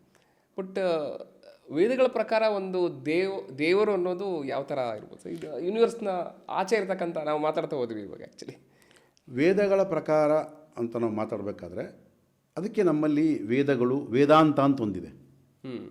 ವೇದಾಂತ ಅಂದರೆ ಏನು ನೋಡಿ. ವೇದಾಂತ ಅಂದರೆ ವೇದಗಳು ಎಲ್ಲಿ ಎಂಡ್ ಆಗ್ತವೆ ಅಂತ ಎಂಡ್ ಆಫ್ ದ ವೇದಾಸ್ ಅಂದ್ರೇನು? ವೇದ ಅನ್ನೋದು ನಮಗೆ ಒಂದು ರೂಟ್ ಮ್ಯಾಪ್ ಕೊಡುತ್ತೆ. ಹೌದು, ವೇದಗಳ ಪ್ರಕಾರ ಅಂತಲ್ಲ, ವೇದ ಒಂದು ರೂಟ್ ಮ್ಯಾಪ್ ಕೊಡುತ್ತೆ. ಆ ರೂಟ್ ಮ್ಯಾಪ್ನ ತೊಗೊಂಡು ಓದ್ತಾ ಒಂದು ಕಡೆ ಎಂಡ್ ಆಗಿಬಿಡುತ್ತೆ. ಎಂಡ್ ಆದಾಗ ನೀನು ಒರಿಜಿನಲ್ ಒಂದು ಜರ್ನಿ ಸ್ಟಾರ್ಟ್ ಆಗುತ್ತೆ. ವೇದಾಂತದಿಂದ ನೀನು ಮುಂದುವರಿತೀಯ ನಾನು. ಅದಕ್ಕೆ ವೇದಾಂತಿ. ಎಲ್ಲಿ ವೇದಗಳ ಅಂತ್ಯವಾಗುತ್ತೋ ಅಲ್ಲಿಂದ ಒಂದು ಸ್ಪಿರಿಚುವಲ್ ಜರ್ನಿ ಸ್ಟಾರ್ಟ್ ಆಗುತ್ತೆ. ಓಕೆ, ಸೊ ನಾವು ಒಂದು ಪ್ರಕಾರ, ಇವುಗಳ ಪ್ರಕಾರ ಇಟ್ಕೊಂಡ್ಬಿಟ್ರೆ ನಾವು ಅದರ ಅನುಗುಣವಾಗಿ ಹೋಗ್ಬೇಕಾದ್ರೆ ಅದಕ್ಕೆ ವೇದಗಳಲ್ಲೂ ನಮ್ಮನ್ನು ಯಾವತ್ತೂ ಕೂಡ ನೇಚರಿಗೆ ಸಂಬಂಧಪಟ್ಟಿರ್ತಕ್ಕಂಥದ್ದು ಮಾತ್ರ ಹೇಳ್ತವೆ. ನೇಚರ್ ಯಾವ ರೀತಿ ಇದೆ. ಸೊ ಈ ಒಂದು ಎನರ್ಜಿ ಸಿಸ್ಟಮ್ಸು, ಈ ನಾವೇನು ಕರಿತೀವಿ ಈ ಕಾನ್ಷಿಯಸ್ನೆಸ್ನ ನಾವು ನೋಡಬೇಕು ಅಂತ ಅಂದುಕೊಂಡಾಗ ಸೊ ವೇದಗಳಲ್ಲೆಲ್ಲ ಅದ್ರ ಬಗ್ಗೆನೇ ಮಾತಾಡುತ್ತೆ. ಎಲ್ಲೂ ಕೂಡ ವೇದ ಇದೇ ಡಿಕ್ಲೇರ್ ಅಂತ ಹೇಳಲ್ಲ, ನೋಡು ಅದನ್ನು ಅಂತ ಪ್ರತಿಯೊಂದನ್ನು ತೋರಿಸುತ್ತೆ. ನೀನು ಅದನ್ನು ತೊಗೊಂಡು ಯಾವ ರೀತಿ ಜರ್ನಿ ಮಾಡ್ತೀಯ ಅನ್ನೋದು ನಿನಗೆ ಬಿಟ್ಟಿದ್ದದು. ಆದ ಕಾರಣ ನಮಗಿಲ್ಲಿ ಪ್ರಕಾರ ಅಂತ ಎಲ್ಲೂ ಇಲ್ಲ. ನಮ್ಮ ಒಂದು ಸನಾತನ ಧರ್ಮದಲ್ಲಿ ಪ್ರಕಾರ ಅಂತ ಏನಿಲ್ಲ. ಅಂದರೆ ಇದು ಕರೆಕ್ಟು ಅಂತ ನಾವು ಎಲ್ಲೂ ಕೂಡ ನಾವು ಕರೆಕ್ಟ್ ಅಂತ ಪ್ರೂವ್ ಮಾಡೋಕ್ಕೆ ಹೋಗ್ತಾ ಇಲ್ಲ. ನಾವು ಯಾವುದು ಕರೆಕ್ಟೇ ಇಲ್ಲ ನಮ್ಮಲ್ಲಿ. ಅದು ನಿನ್ನ ಅನುಭವಕ್ಕೆ ತೊಗೊಂಡು ಅದನ್ನು ಅರ್ಥ ಮಾಡ್ಕೋ. ನಿನ್ನ ಅನುಭವಕ್ಕೆ ಬಂದದ್ದು ಸತ್ಯ. ಅದಕ್ಕೋಸ್ಕರ ದೇವರು ಸತ್ಯನಾ ಅಲ್ಲ, ಸತ್ಯವೇ ದೇವರು. ದೇವರು ಸತ್ಯನ ಅಂದರೆ ಪ್ರಶ್ನೆ ಆಯಿತು. ನೀನು ಹುಡುಕಾಡು, ಆ ಸತ್ಯವನ್ನು ಹುಡುಕಾಡು, ಆ ಸತ್ಯವೇ ದೇವರು. ಹಾಗಾದ್ರೆ ಇಲ್ಲಿ ಯಾವುದು ಸತ್ಯ ಅನ್ನೋದೊಂದು ಬರುತ್ತೆ ಆ್ಯಕ್ಚುಲಿ. ಆ ಸತ್ಯ ಯಾವುದು ಅಂತ ನೀನು ಅರ್ಥ ಮಾಡ್ಕೋಬೇಕು. ಈಗ ಸತ್ಯ, ನಿನ್ನ ಸತ್ಯ ಬೇರೆ, ನನ್ನ ಸತ್ಯ ಬೇರೆ ಇರ್ಬೋದು. ಓಕೆ, ನಿನ್ನ ಸತ್ಯನೇ ನೀನು ಯಾವುದು ಅಂತ ನೀನು ಹುಡುಕಾಡಬೇಕೇ ಹೊರತು ಅದು ಯಾರು ಹೇಳಲ್ಲ. ಅದಕ್ಕೆ ದೇವರು ಸತ್ಯ ಅಲ್ಲ, ಸತ್ಯವೇ ದೇವರು. ಅದಕ್ಕೆ ಸತ್ಯಂ ಶಿವಂ ಸುಂದರಂ. ಓಕೆ, ಶಿವ ಸತ್ಯವೇ ಶಿವ, ಸತ್ಯವೇ ಸುಂದರ. ಹೊರತು ಶಿವನೇ ಸತ್ಯ ಆ ಥರ ಅಲ್ಲ. ಸತ್ಯ ಏನಿದೆಯೋ ಅದೇ ದೇವರು. ಸತ್ಯ ಏನಿದೆ ಅದೇ ದೇವರು ಅಂತ ಅಂದಾಗ ಅದನ್ನು ಯಾವ ರೀತಿ ಅಂಡರ್ಸ್ಟ್ಯಾಂಡಿಂಗ್ ಮಾಡ್ಕೋಬೋದು? ಅಂದರೆ ಇವಾಗ ಸತ್ಯಂ ಶಿವಂ ಸುಂದರಂ ಅಂತ ಹೇಳಿ ಅಂದ್ವಿ. ಆ್ಯಕ್ಚುಲಿ ಸತ್ಯವಾಗಿರ್ತಕ್ಕಂಥವನೇ ಶಿವ ಅಂತ ಹೇಳಿ ನಾವು ಅಂತ ಇದ್ವಿ ಆ್ಯಕ್ಚುಲಿ. ಓಕೆನಾ? ಸೊ ಅಲ್ಲಿ ಈ ಥರ ಹೇಳಿದ್ದಾರೆ, ಶಿವನೇ ಸತ್ಯ ಅಂತ ಹೇಳಿರೋರು ಯಾರು? ಅಲ್ಲಲ್ಲ, ಶಿವನೇ ಸತ್ಯ ಅಂತ ಯಾರು ಹೇಳಿಲ್ಲ. ಸತ್ಯ ಅಂದರೆ ಏನು? ಫಸ್ಟು ಸತ್ಯ ಅಂದರೆ ಏನು, ನಿಜ ಅಂದರೆ ಏನು ಹೇಳಿ ನೋಡೋಣ. ಸತ್ಯ ಅಂದರೆ ಸದಾ ಇರ್ತಕ್ಕಂಥದ್ದು, ಅದು ಯಾವಾಗಲೂ ಇರುತ್ತೆ. ನಿಜ ಅಂತ ಹೇಳಿದ್ರೆ ಕಣ್ಣಿಗೆ ಕಾಣುತ್ತೆ, ಮತ್ತು ಅದು ಇಲ್ಲದೆ ಇರ್ಬೋದು ನೆಕ್ಸ್ಟ್ ಕ್ಷಣದಲ್ಲಿ. ಎಕ್ಸಾಕ್ಟ್ಲಿ. ಅಂದ್ರೇನು, ನಿಜ ಅದು ಇವತ್ತು ನಿಜ ಆಗಿರ್ಬೋದು, ನಾಳೆ ಅದು ಸುಳ್ಳಾಗಿರ್ಬೋದು. ಸೊ ಇವತ್ತು ಸುಳ್ಳಾಗಿರ್ಬೋದು, ನಾಳೆ ಅದು ನಿಜ ಆಗ್ಬೋದು. ಯಾಕಂದರೆ ನಿಜ ಸುಳ್ಳು ಅನ್ನೋದು ನಮ್ಮ ಒಂದು ಪರ್ಸೆಪ್ಷನ್ ಮೇಲೆ ಆಧಾರ ಪಟ್ಟಿರ್ತದೆ. ಹೌದು. ಓಕೆ. ಬಟ್ ಸತ್ಯ ಹಾಗಲ್ಲ, ಅದು ಸದಾ ಇರುತ್ತದೆ. ಅದು ಸದಾ ಅದು ಇರೋದೇ ಒಂದು. ಸದಾ ಅದು ಒಂದೇ ಒಂದು. ಅದು ನೀನು ಇದೆ ಅಂದ್ಕೊಂಡ್ರು ಇಲ್ಲ ಅಂದ್ಕೊಂಡ್ರು ಅದು ಯಾವತ್ತೂ ಭೇದ ಇಲ್ಲ. ಅದು ತನ್ನಂತ ಇವತ್ತು ನಾನು ಏನಿದ್ದೀನಿ ಸತ್ಯದಲ್ಲಿದ್ದೀನಿ ನಾನು. ಬಟ್ ಆ ಸತ್ಯ ಅಂದರೆ ಏನು ಅನ್ನೋದನ್ನು ನಾನು ಕೇವಲ ಮಾತಿನಿಂದ ಎಕ್ಸ್ಪ್ರೆಸ್ ಮಾಡಿ ಅಥವಾ ಒಂದು ವರ್ಡ್ಸಿಂದ ಹೇಳೋಕ್ಕಾಗಲ್ಲ. ಅದು ಅನುಭವಪೂರ್ವಕವಾಗಿ ಬರ್ತಕ್ಕಂಥದ್ದು. ಆದ ಕಾರಣ ಸತ್ಯವೇ ಶಿವ ಅಂತ ಯಾಕೆ ಹೇಳ್ತಾರಂದರೆ, ಸತ್ಯವನ್ನು ನಾನು ಅನುಭವಪೂರ್ವಕವಾಗಿ ತಿಳ್ಕೊಬೇಕಂದ್ರೆ ನಾನು ಫಸ್ಟ್ ಸತ್ಯ ಅಂದರೆ ಏನು ಅಂತ ತಿಳ್ಕೊಂಡು ಅದಕ್ಕೆ ಮುಂದಕ್ಕೆ ಹೋಗ್ಬೇಕಾಗುತ್ತೆ ನಾನು. ಸೊ ಹಾಗಾದರೆ ಈ ಸತ್ಯ ಅಂದರೆ ಏನು ಅಂತ ಹೇಳಿ ತಿಳ್ಕೊಬೇಕಾದ್ರೆ ಸೊ ನಮ್ಮ ಜರ್ನಿ ಯಾವ ಥರ ಇರಬೇಕು ಆ್ಯಕ್ಚುಲಿ? ಅಂದರೆ ನೀವು ಅದನ್ನು ಯಾವ ಥರ ತಿಳ್ಕೊಬೋದು ನಾನು ಆ್ಯಕ್ಚುಲಿ ನನ್ನಲ್ಲಿ. ಯಾಕಂದರೆ ಇವತ್ತಿನ ದಿವಸ ನಾವು ನಮ್ಮ ಈ ಒಂದು ಬ್ಯುಸಿ ಲೈಫಲ್ಲಿ ಆ್ಯಕ್ಚುಲಿ ಹೇಳ್ಬೇಕಂದ್ರೆ ಸೊ ದೇವರು ಅನ್ನೋದು ದೂರದ ಮಾತಾಗಿದೆ. ಆ್ಯಕ್ಚುಲಿ ದೇವರು ಅನ್ನೋ ಕಾನ್ಸೆಪ್ಟೇ ಬೇರೆ ಆಗಿದೆ. ಸೊ ಹಾಗಾಗಿ ಸತ್ಯವನ್ನು ನಾವು ಅನ್ವೇಷಣೆ ಮಾಡಬೇಕು ಅಂತ ಹೊರಟ್ರೆ ಅದು ಯಾವ ರೀತಿ ಅದನ್ನು ನಾವು ಯಾಕೆ ಮಾಡ್ತೀರಾ? ವೈ? ಈಗ ನೀವು ಇಂಜಿನಿಯರಿಂಗ್ ಅಭ್ಯಾಸ ಮಾಡಬೇಕು ಅಂತ ಅಂದ್ಕೊಳ್ಳಿ. ಯಾಕೆ ಮಾಡಬೇಕು? ಜಾಬ್ಗಾಗಿ ಮಾಡಬೇಕು. ಹೌದು. ಜಾಬ್ ಯಾಕೆ ಬೇಕು? ದುಡ್ಡಿಗೆ ಆಗಬೇಕು. ಅರ್ನಿಂಗ್ಸ್. ದುಡ್ಡು ಯಾಕೆ ಬೇಕು? ಜೀವನ ಲೈಫ್ ಲೀಡ್ ಮಾಡೋದಕ್ಕೆ. ಅಂದ್ರೇನು, ಒಂದು ನೀವು ಎಲ್ಲೋ ಒಂದು ಕಡೆ ಬಂದು ನಿಂತ್ಕೊಳ್ತೀರ ನೀವು. ಮತ್ತು ಇಲ್ಲೂ ಕೂಡ ಅಷ್ಟೇ, ಸತ್ಯವನ್ನು ಯಾಕೆ ತಿಳ್ಕೊಬೇಕು? ವೈ? ತಿಳ್ಕೊಳ್ಳೋದ್ರೆ ನನಗೆ ಕ್ಲಾರಿಟಿ ಸಿಗುತ್ತೆ. ಯಾಕೆ ಬೇಕು ಅದು ಕ್ಲಾರಿಟಿ? ಇವಾಗ ಯಾವುದೇ ಸತ್ಯವನ್ನು ಯಾಕೆ ತಿಳ್ಕೊಬೇಕು? ಕ್ಲಾರಿಟಿ ಆಗಬೇಕು. ಯಾಕೆಂದರೆ ನಾವು ಈ ಪ್ರಶ್ನೆಗಳನ್ನು ನಾವು ಸರಿಯಾಗಿ ತಿಳ್ಕೊಂಡ್ರೆ ಮಾತ್ರ ನಾವು ಮೂವ್ ಆಗೋಕ್ಕೆ ಸಾಧ್ಯ. ಸುಮ್ಮನೆ ಮೂವ್ ಅದಕ್ಕೋಸ್ಕರ ಸ್ಪಿರಿಚುವಾಲಿಟಿನ ಯಾರು ಸೀರಿಯಸ್ ಆಗಿ ತಗೊಳ್ಳಲ್ಲ. ಹೌದು, ಇರಲಿ ಬಿಡಪ್ಪ ಅಂತ ಅಲ್ಲಲ್ಲ, ಅದನ್ನು ಒಂದು ಎಂಟರ್ಟೈನ್ಮೆಂಟ್ ಲೆವೆಲಲ್ಲಿ ನೋಡ್ತಾರೆ. ಎಂಟರ್ಟೈನ್ಮೆಂಟ್ ಸೇಕ್ ಹೌದಪ್ಪ ಹಿಂಗಾಯಿತು ಒಂದು ಕಥೆಗಳ ರೂಪದಲ್ಲಿ. ಅದಕ್ಕೆ ಪುರಾಣಗಳು ಕಥೆಗಳು ಭಾಳ ಚೆನ್ನಾಗಿರ್ತವೆ. ಈ ದೇವರು ಹಾಗೆ, ಆ ದೇವರು ಹಂಗೆ, ಹಿಂಗೆ ಬಂತು, ಹಂಗಾಯಿತು, ಇವೆಲ್ಲ ಚೆನ್ನಾಗಿರ್ತವೆ ನೋಡೋಕ್ಕೆ, ಕೇಳೋದಕ್ಕೆ, ಮಾಡೋದಕ್ಕೆ. ಎಂಟರ್ಟೈನ್ಮೆಂಟ್ ಆಗಿ ಕೇಳ್ತಾರೆ. ಅದಕ್ಕಾಗಿ ಸಾಯಂಕಾಲ 6 ಗಂಟೆಗೆ ಸ್ಟಾರ್ಟ್ ಆಗುತ್ತೆ ಒಂದು ಪ್ರವಚನಗಳು, ಒಂದು 2 ಅವರ್ಸ್. ಮೊದಲೆಲ್ಲ ನಮಗೆ ಈ ಟಿ ವಿಸ್ ಅವೆಲ್ಲ ಇರಲಿಲ್ಲ. ಒಂದು ಎಂಟರ್ಟೈನ್ಮೆಂಟ್ ಆಗಿ ಮೊದಲಿಂದ ನೋಡ್ತಾಯಿದ್ರು, ಇವಾಗಿಂದ ನೋಡ್ತಾ ಇದ್ದಾರೆ. ಅಷ್ಟು ಬಿಟ್ಟರೆ ರಿಯಲ್ ಟ್ರೂತ್ ತಿಳ್ಕೋಬೇಕು ಅನ್ನೋ ಒಂದು ಜಿಜ್ಞಾಸೆ ಯಾವಾಗ ಪ್ರಾರಂಭ ಆಗುತ್ತೆ ಅವನ್ನ ಜಿಜ್ಞಾಸಿ ಅಂತ ಕರೀತಾರೆ. ರಿಯಲ್ ಟ್ರೂತ್ನ ನಾನು ತಿಳ್ಕೋಬೇಕು ಅನ್ನೋದು ಜಿಜ್ಞಾಸೆ ಅಂತ ಕರೀತಾರೆ. ಆ ಜಿಜ್ಞಾಸಿ ಅನ್ನೋದು ಅದು ಒಂದು ಕೋರ್ಸ್ ಇದ್ದಂಗೆ. ಅದು ಇವತ್ತು ನೀವು ಡಿಗ್ರಿ ಒಂದಲ್ಲಿ ಸೇರ್ತೀರಿ, ಅದು ಕೋರ್ಸ್ ಇದ್ದಂಗೆ. ಅದು ಎಲ್ರಿಗೂ ಬರಲ್ಲ. ಅದು ಅಲ್ಲ, ಜಿಜ್ಞಾಸು ಆಗಬೇಕು ಅಂದ್ರೆ ಒಂದು ಅರ್ಹತೆನ ಗಳಿಸ್ಬೇಕು. ಅದು ಯಾಕೆ ಬೇಕು ಅನ್ನೋದು ಬೇಕು. ಅರ್ಹತೆ ಗಳಿಸೋದು ಪಕ್ಕಕ್ಕಿಡಿ. ಯಾಕೆ ಬೇಕು ಅನ್ನೋದು ಬೇಕು. ಯಾಕೆ ಬೇಕು ಅನ್ನೋ ಕ್ವಶನ್ ಬರೋವರೆಗೂ ಕೂಡ ಜಿಜ್ಞಾಸೆ ನಮ್ಮಲ್ಲಿ ಬರಲ್ಲ. ಯಾಕೆಂದರೆ ಇರೋ ಜೀವನ ಇನ್ನೂ ಇದನ್ನು ಯಾವ ರೀತಿ ಇನ್ನೂ ಲಕ್ಸುರಿಯಸ್ ಆಗಿ ಡಿಫ್ರೆಂಟ್ ಟೈಪ್ ಆಗಿ ನಾವು ಯಾವ ರೀತಿ ನಮ್ಮ ಜೀವನವನ್ನು ಇನ್ನೂ ಎಂಜಾಯಬಲ್ ಆಗಿ ನಾವು ಜೀವಿಸ್ಬೋದು ಅಂತ ಆಲೋಚನೆ ಮಾಡ್ತೀವಿ ಹೊರತು, ಇದೆಲ್ಲ ಬಿಟ್ಬಿಟ್ಟು ಅದನ್ನು ಯಾಕೆ ನಾನು ಆ ಒಂದು ಸತ್ಯವನ್ನು ಹುಡುಕೋದಕ್ಕೆ ನನಗೆ ಏನು ಬೇಕು, ನನಗೆ ಯಾಕೆ ಅಂದರೆ ಅಲ್ಲಿ ಆ ಸತ್ಯದಲ್ಲಿ ಒಂದು ಎಂಜಾಯ್ಮೆಂಟು ಅಥವಾ ಲಕ್ಸುರಿಯಸ್ನೆಸ್ ಇಲ್ಲ ಅಂತ ಹೇಳಿ ಕರಿಬೋದಾ ನಾವು ಆ್ಯಕ್ಚುಲಿ? ಅಲ್ಲ, ನಮ್ಗೆ ಗೊತ್ತಿಲ್ಲ. ಯಾಕಂತಂದರೆ ಆ ಜಿಜ್ಞಾಸೆ ನಮ್ಮಲ್ಲಿ ಮೂಡಿದಾಗ ಮಾತ್ರ ನಾವು ಸತ್ಯದ ಕಡೆ ಹೋಗೋದಕ್ಕೆ ಸಾಧ್ಯ. ಆ ಜಿಜ್ಞಾಸೆ ಮೂಡೋದಕ್ಕೆ ನಮಗೇನಿರಬೇಕು? ಯಾಕಂದರೆ ಒಂದು ಮೋಟಿವ್ ಬೇಕಲ್ಲ. ಹೌದು. ವಿತೌಟ್ ಮೋಟಿವ್ ಏನು ಮಾಡ್ತೀರಾ? ಏನು ಮಾಡಲ್ಲ. ಇವತ್ತು ನೀವು ಜಾಬ್ ಮಾಡ್ತಾ ಇದ್ದೀರ ಅಂದರೆ because of money is A motive. Finance is A motive. Finance ಯಾಕೆ ಅಂದರೆ ಫೈನಾನ್ಸ್ ಇದ್ರೇ ನಾನು ಏನಾದರೂ ಎಂಜಾಯ್ ಮಾಡ್ಬೇಕು ಅನ್ನೋದು ಮೋಟಿವ್. ಅದಕ್ಕೋಸ್ಕರ ಇಷ್ಟೆಲ್ಲ ಎಜುಕೇಷನ್ಸ್ ಇಷ್ಟೆಲ್ಲ ಮಾಡ್ತೀವಿ. ಬಟ್ ಈ ಜಿಜ್ಞಾಸಿ ಬೇಕು ಅನ್ನೋದಕ್ಕೆ ಒಂದು ಮೋಟಿವ್ ಬೇಕಲ್ಲ. What is the motive in that? So ಆ ಮೋಟಿವ್ ನಮಗೆ ಬರೋವರೆಗೂ ಕೂಡ ನಾವು ಇದನ್ನು ಕೇವಲ ಎಂಟರ್ಟೈನ್ಮೆಂಟ್ ಆ್ಯಂಗಲಲ್ಲಿ ಚರ್ಚೆ ಮಾಡ್ತೀವಿ, ದೇವರಂದ್ರೆ ಏನು ಅಂತ. ಅಷ್ಟು ಬಿಟ್ಟರೆ ನಮಗೆ ನಿಜವಾದ ದೇವರನ್ನು ತಿಳ್ಕೊಳ್ತಕ್ಕಂಥದ್ದಾಗಿರ್ಬೋದು, ಆ ಸತ್ಯದ ಕಡೆ ಹೋಗ್ಬೇಕಂಥದ್ದಾಗಿರ್ಬೋದು ನಮಗೆ ಬರಲ್ಲ. ಓಕೆ. ಸೊ ಹಾಗಾದರೆ ಈ ಒಂದು ದೇವರು ದೇವರನ್ನ ನಾವು ತಿಳ್ಕೊಬೋದಾ ಅಂತ ಹೇಳಿ ನೋಡ್ತಾ ಹೋದಾಗ ಇಲ್ಲಿ ಕೊನೆಯದಾಗಿ ನಮಗೆ ಬರಬೇಕಾಗಿರ್ತಕ್ಕಂಥ ಪ್ರಶ್ನೆ ಯಾವುದು ಆ್ಯಕ್ಚುಲಿ? ಅಂದರೆ ಅಂದರೆ ಇವಾಗ ದೇವ್ರು ಇದಾನ ಅಂತ ಹೇಳ್ಬಿಟ್ಟು ನಾವು ಫಸ್ಟಿಗೆ ಸ್ಟಾರ್ಟ್ ಮಾಡಿದ್ದೆ ದೇವರು ಇದಾನ, ಫಸ್ಟ್ ಆಫ್ ಆಲ್ ಅದು ನಿಜಾನ ಅಂಥೇಳಿ ನೋಡ್ತಾ ಹೋದ್ವಿ, ನಂಬಿಕೆನ ಅಂತ ಹೇಳಿ ಕೇಳ್ತಾ ಹೋದ್ವಿ ಆ್ಯಕ್ಚುಲಿ. ಸೊ ಇಲ್ಲಿ ನನಗೆ ಒಂದು ಕನ್ಕ್ಲೂಷನ್ ಕ್ಲಾರಿಟಿ ಇಲ್ಲಿ ನಾವು ತೊಗೋಬೇಕು ಅಂತ ಅಂದರೆ ಈ ಒಂದು ಸ್ಮಾಲ್ ಟೈಮಲ್ಲಿ ಆ್ಯಕ್ಚುಲಿ ಈಗ ನನಗೆ ಯಾವ ಥರ ನಾನು ಅದ್ರ ಬಗ್ಗೆ ಅನ್ವೇಷಣೆ ಸ್ಟಾರ್ಟ್ ಆಗುತ್ತೆ. ಅದು ಯಾಕೆ ಮಾಡ್ತೀರಾ ಅಂತ, ಟೈಮ್ ಯಾಕೆ ವೇಸ್ಟ್ ಮಾಡ್ಕೊತೀರಾ ಅಂದರೆ ಅದ್ರ ಬಗ್ಗೆ ತಿಳ್ಕೊಳ್ಳೋ ಅವಶ್ಯಕತೆನೇ ಇಲ್ಲ. ಅದೇ ಅದ್ರ ಬಗ್ಗೆ ತಿಳ್ಕೊಬೇಕು ಅಂತಂದರೆ ನಿಮ್ಮಲ್ಲಿ ಒಂದು ಮೋಟಿವ್ ಬೇಕು. ಆ ಮೋಟಿವ್ ನಿಮ್ಮಲ್ಲಿ ಏನಿದೆ?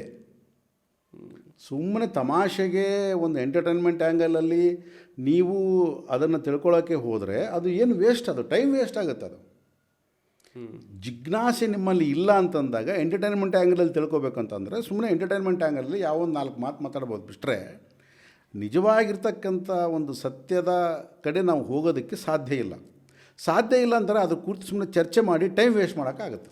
ಹಾಗಾದರೆ ಅದು ಆ ಒಂದು ಮೋಟಿವ್ ನನಗೆ ಹೇಗೆ ಬರುತ್ತೆ ಮತ್ತು ಅದು ಗೊತ್ತಿಲ್ಲ. ಯಾಕೆಂದರೆ ನಿಮ್ಮಲ್ಲಿ ಇವಾಗ ಒಬ್ಬನ ಮರ್ಡರ್ ಮಾಡ್ತಾನೆ ಅಂತ ಅಂದ್ಕೊಳ್ಳಿ, ಅವ್ನಿಗೆ ಯಾಕೆ ಬಂತು ಮೋಟಿವ್ ಅಂತ ಅವ್ನಿಗೆ ಗೊತ್ತಿಲ್ಲ. ಸೊ ಅವನ ಒಂದು ಸೈಕಲಾಜಿಕಲ್ ಇದ್ರ ಮೇಲೆ ಅವನಿಗೆ ಮೋಟಿವ್ ಬಂದಿರ್ಬೋದು. ಹೌದು. ಅದೇ ರೀತಿಯಾಗಿ ನಮ್ಮ ಜೀವನದಲ್ಲಿ ನಮಗೆ ಆ ಒಂದು ಮೋಟಿವ್ ಕಡೆ ಬರಬೇಕು. ನಾನು ಸತ್ಯವನ್ನು ತಿಳ್ಕೋಬೇಕು ಅಂತಂದಾಗ ಫಸ್ಟು ನನ್ನಲ್ಲಿ ಪ್ರಾರಂಭವಾಗಬೇಕಾಗಿರೋದೇನು, ಅದನ್ನು ಯಾಕೆ ತಿಳ್ಕೋಬೇಕು ಅಂತ. ಯಾಕೆ ತಿಳ್ಕೋಬೇಕು ಅಂತ ನನ್ನಲ್ಲಿ ಯಾಕೆ ಪ್ರಾರಂಭ ಆಗುತ್ತೆ, ಎಲ್ಲಿಂದ ಪ್ರಾರಂಭ ಆಗುತ್ತೆ. ಸೊ ಇದನ್ನು ನಾವು ಜಿಜ್ಞಾಸೆ ಬರಬೇಕು ನಮ್ಮಲ್ಲಿ ಅಂತಂದರೆ ಮೊದಲು ನಮ್ಮಲ್ಲಿ ವೈರಾಗ್ಯ ಬರಬೇಕು. ಸೊ ವೈರಾಗ್ಯ ಬರೋದಕ್ಕೆ ಸಾಧ್ಯನಾ? ಇನ್ನಿಷ್ಟು ನಮಗೆ ಖುಷಿ ಕೊಡ್ತಾ ಇದೆ ಈ ಪ್ರಪಂಚ, ಇನ್ನೂ ಅನುಭವಿಸ್ಬೇಕು ಅಂತ ನಾವು ಅದನ್ನು ಬಯಸ್ತೀವಿ. ನಾವು ಇನ್ನೂ ಡಿಫ್ರೆಂಟ್ ಆ್ಯಂಗಲ್ಸಲ್ಲಿ ಡಿಫ್ರೆಂಟ್ ವೇಸ್ನಲ್ಲಿ ನಾವು ಈ ಒಂದು ಪ್ರಪಂಚವನ್ನು ಅನುಭವಿಸ್ಬೇಕಂತ ನೋಡ್ತಾ ಇದ್ವಿ. ನಮಗೆ ಎಲ್ಲಿ ಬರುತ್ತೆ ವೈರಾಗ್ಯ? ನಾವು ಅಂಟಿಲ್ ಅನ್ಲೆಸ್ ನಮ್ಮಲ್ಲಿ ವೈರಾಗ್ಯ ಬರದೆ ನಮಗೆ ಜಿಜ್ಞಾಸೆ ಕಡೆ ನಾವು ಮುಂದಕ್ಕೆ ಮೂವ್ ಆಗಲ್ಲ. ಜಿಜ್ಞಾಸೆ ಬರದೆ ನಾವು ಸತ್ಯವನ್ನು ತಿಳ್ಕೊಬೇಕು ಅನ್ನೋ ಒಂದು ಮೋಟಿವ್ ಬರಲ್ಲ. ಸೊ ಆದ ಕಾರಣ ದೇವರು ಅನ್ನೋ ಕಾನ್ಸೆಪ್ಟನ್ನ ನಮ್ಮ ನಂಬಿಕೆಯಲ್ಲಿ, ಆ ನಂಬಿಕೆಯಲ್ಲಿ ನಂಬಿಕೊಂಡಿರ್ತಕ್ಕಂಥ ನಿಜದಲ್ಲಿ ನಾವು ಹೇಗೆ ಅರ್ಥ ಮಾಡ್ಕೊಂಡಿದ್ದೀವೋ ಅದನ್ನು ಅರ್ಥ ಮಾಡಿಕೊಂಡು ದೇವ್ರನ್ನ ನಮ್ಮ ಅನುಕೂಲಕ್ಕಾಗಿ ನಾವು ಬಳಸ್ಕೊಂಡು, ಸೊ ನಮಗೆ ಬೇಕಾದ ರೀತಿಯಲ್ಲಿ ಇದು ಕೊಡ್ತಾನೆ, ಅದು ಕೊಡ್ತಾನೆ, ಹಿಂಗೆ ಸ್ವರ್ಗ ಕೊಡ್ತಾನೆ, ನರಕ ಇದೆ, ಅವೆಲ್ಲ ಇದೆ, ಇವೆಲ್ಲ ಒಂದು ಇದರಲ್ಲಿ ನಾವು ದೇವ್ರನ್ನ ನೋಡ್ಕೊಂಡು ಆರಾಮಾಗಿರೋದು ಬೆಸ್ಟು ಅಂತ ನಾನು. ಅಂದರೆ ಇವಾಗ ಆಚೆಗಿರ್ತಕ್ಕಂಥ ಒಬ್ಬ ಯಾರೋ ನಡೆಸ್ತಾ ಇದ್ದಾನೆ ಅಂತ ಹೇಳ್ಬಿಟ್ಟು ಅದ್ರ ಬಗ್ಗೆ ಥಿಂಕ್ ಮಾಡೋದ್ರ ಬದಲು ನಮಗೆ ಗೊತ್ತಿರ್ತಕ್ಕಂಥ ದೇವರು ನಾನು ನಂಬಿರ್ತಲ್ಲ, ನಮ್ಮ ಕಂಫರ್ಟಬಲ್ ಆಗಿ ನಾವು ಏನು ದೇವ್ರ ಬಗ್ಗೆ ನಾವು ಏನು ಇಟ್ಕೊಂಡಿದ್ದೀವಿ ಅಷ್ಟು ಇಟ್ಕೊಂಡು ನಾವು ಮುಂದಕ್ಕೆ ಹೋಗೋದು ಬೆಸ್ಟು. ಯಾಕಂದರೆ ವೈರಾಗ್ಯವಿಲ್ಲದೆ ಜಿಜ್ಞಾಸೆ ಬರಲ್ಲ, ಜಿಜ್ಞಾಸೆ ಇಲ್ಲದೆ ನಾವು ಸತ್ಯದ ಕಡೆ ಹೋಗಲ್ಲ. ಸೊ ಆ ಥರ ಏನಾದರೂ ಮಾಡೋಕ್ಕೆ ಹೋದರೆ ಟೈಮ್ ವೇಸ್ಟ್ ಆಗುತ್ತೆ ಸುಮ್ಮನೆ. That's it. Show sir. So ಹಾಗಾಗಿ ಈ ಒಂದು ದೇವ್ರ ಬಗ್ಗೆ ನಾವು ತಿಳ್ಕೊಳ್ಳೋಣ ಅಂತ ಹೇಳಿ ಹೊರಟಾಗ ನಮಗೆ ಗೊತ್ತಾಗಿದ್ದೇನಂತ ಹೇಳಿದ್ರೆ, ಒಂದು ನಮಗೆ ಜಿಜ್ಞಾಸೆ ಅನ್ನೋದು ಬರಬೇಕು, ಹಾಗೆ ವೈರಾಗ್ಯ ಅನ್ನೋದು ನಮ್ಮಲ್ಲಿ ಬಂದಾಗ ವೈರಾಗ್ಯ ಇದ್ರೇ ಜಿಜ್ಞಾಸೆ ಬರುತ್ತೆ. ಓಕೆ. ಸೊ ವೈರಾಗ್ಯ ಇದ್ದಾಗ ಜಿಜ್ಞಾಸೆ ಬರುತ್ತೆ, ಜಿಜ್ಞಾಸೆ ಬಂದಾಗ ನಾವು ನಿಜವಾದ ದೇವರು ಅಂದರೆ ಸತ್ಯವಾಗಿರ್ತಕ್ಕಂಥ ದೇವರು ಅನ್ನೋದ್ರ ಬಗ್ಗೆ ನಾವು ಹುಡುಕಾಟ ಹುಡ್ತೀವಿ ಅಂತ. ಸತ್ಯವಾಗಿರ್ತಕ್ಕಂಥ ದೇವರಲ್ಲ, ಸತ್ಯವೇ ದೇವರು. ಸತ್ಯವೇ ಆಗಿರ್ತಕ್ಕಂಥ ದೇವರನ್ನ ನಾವು ತಿಳ್ಕೊಳ್ಳೋಣ ಅಂತ ಹೇಳಿ ಕೇಳ್ಕೊತಾ ಅದ್ರ ಬಗ್ಗೆ ಒಂದು ಡಿಸ್ಕಷನ್ ಮಾಡಬೇಕು ಅಂತ ಹೇಳಿ ಕೇಳ್ಕೊತೀನಿ. ಅದು ಮಾಡೋಣ. ಸತ್ಯವೇ ದೇವರು ಅನ್ನೋದ್ರ ಬಗ್ಗೆ ನಾವು ಡಿಸ್ಕಷನ್ ಮಾಡೋಣ. ದಟ್ ಸ್ಪಿರಿಚುವಲ್ ವೇನಲ್ಲಿ ಅದನ್ನು ಮಾತಾಡೋಣ ಬೇಕಾದ್ರೆ. ಖಂಡಿತ ಸರ್. ಸೊ ಈ ಒಂದು ಕಾನ್ಸೆಪ್ಟ್ ಬಗ್ಗೆ ತಿಳಿಸ್ಕೊಟ್ಟಿದ್ದಕ್ಕೆ ತುಂಬ ಧನ್ಯವಾದಗಳು ಸರ್. Thank you.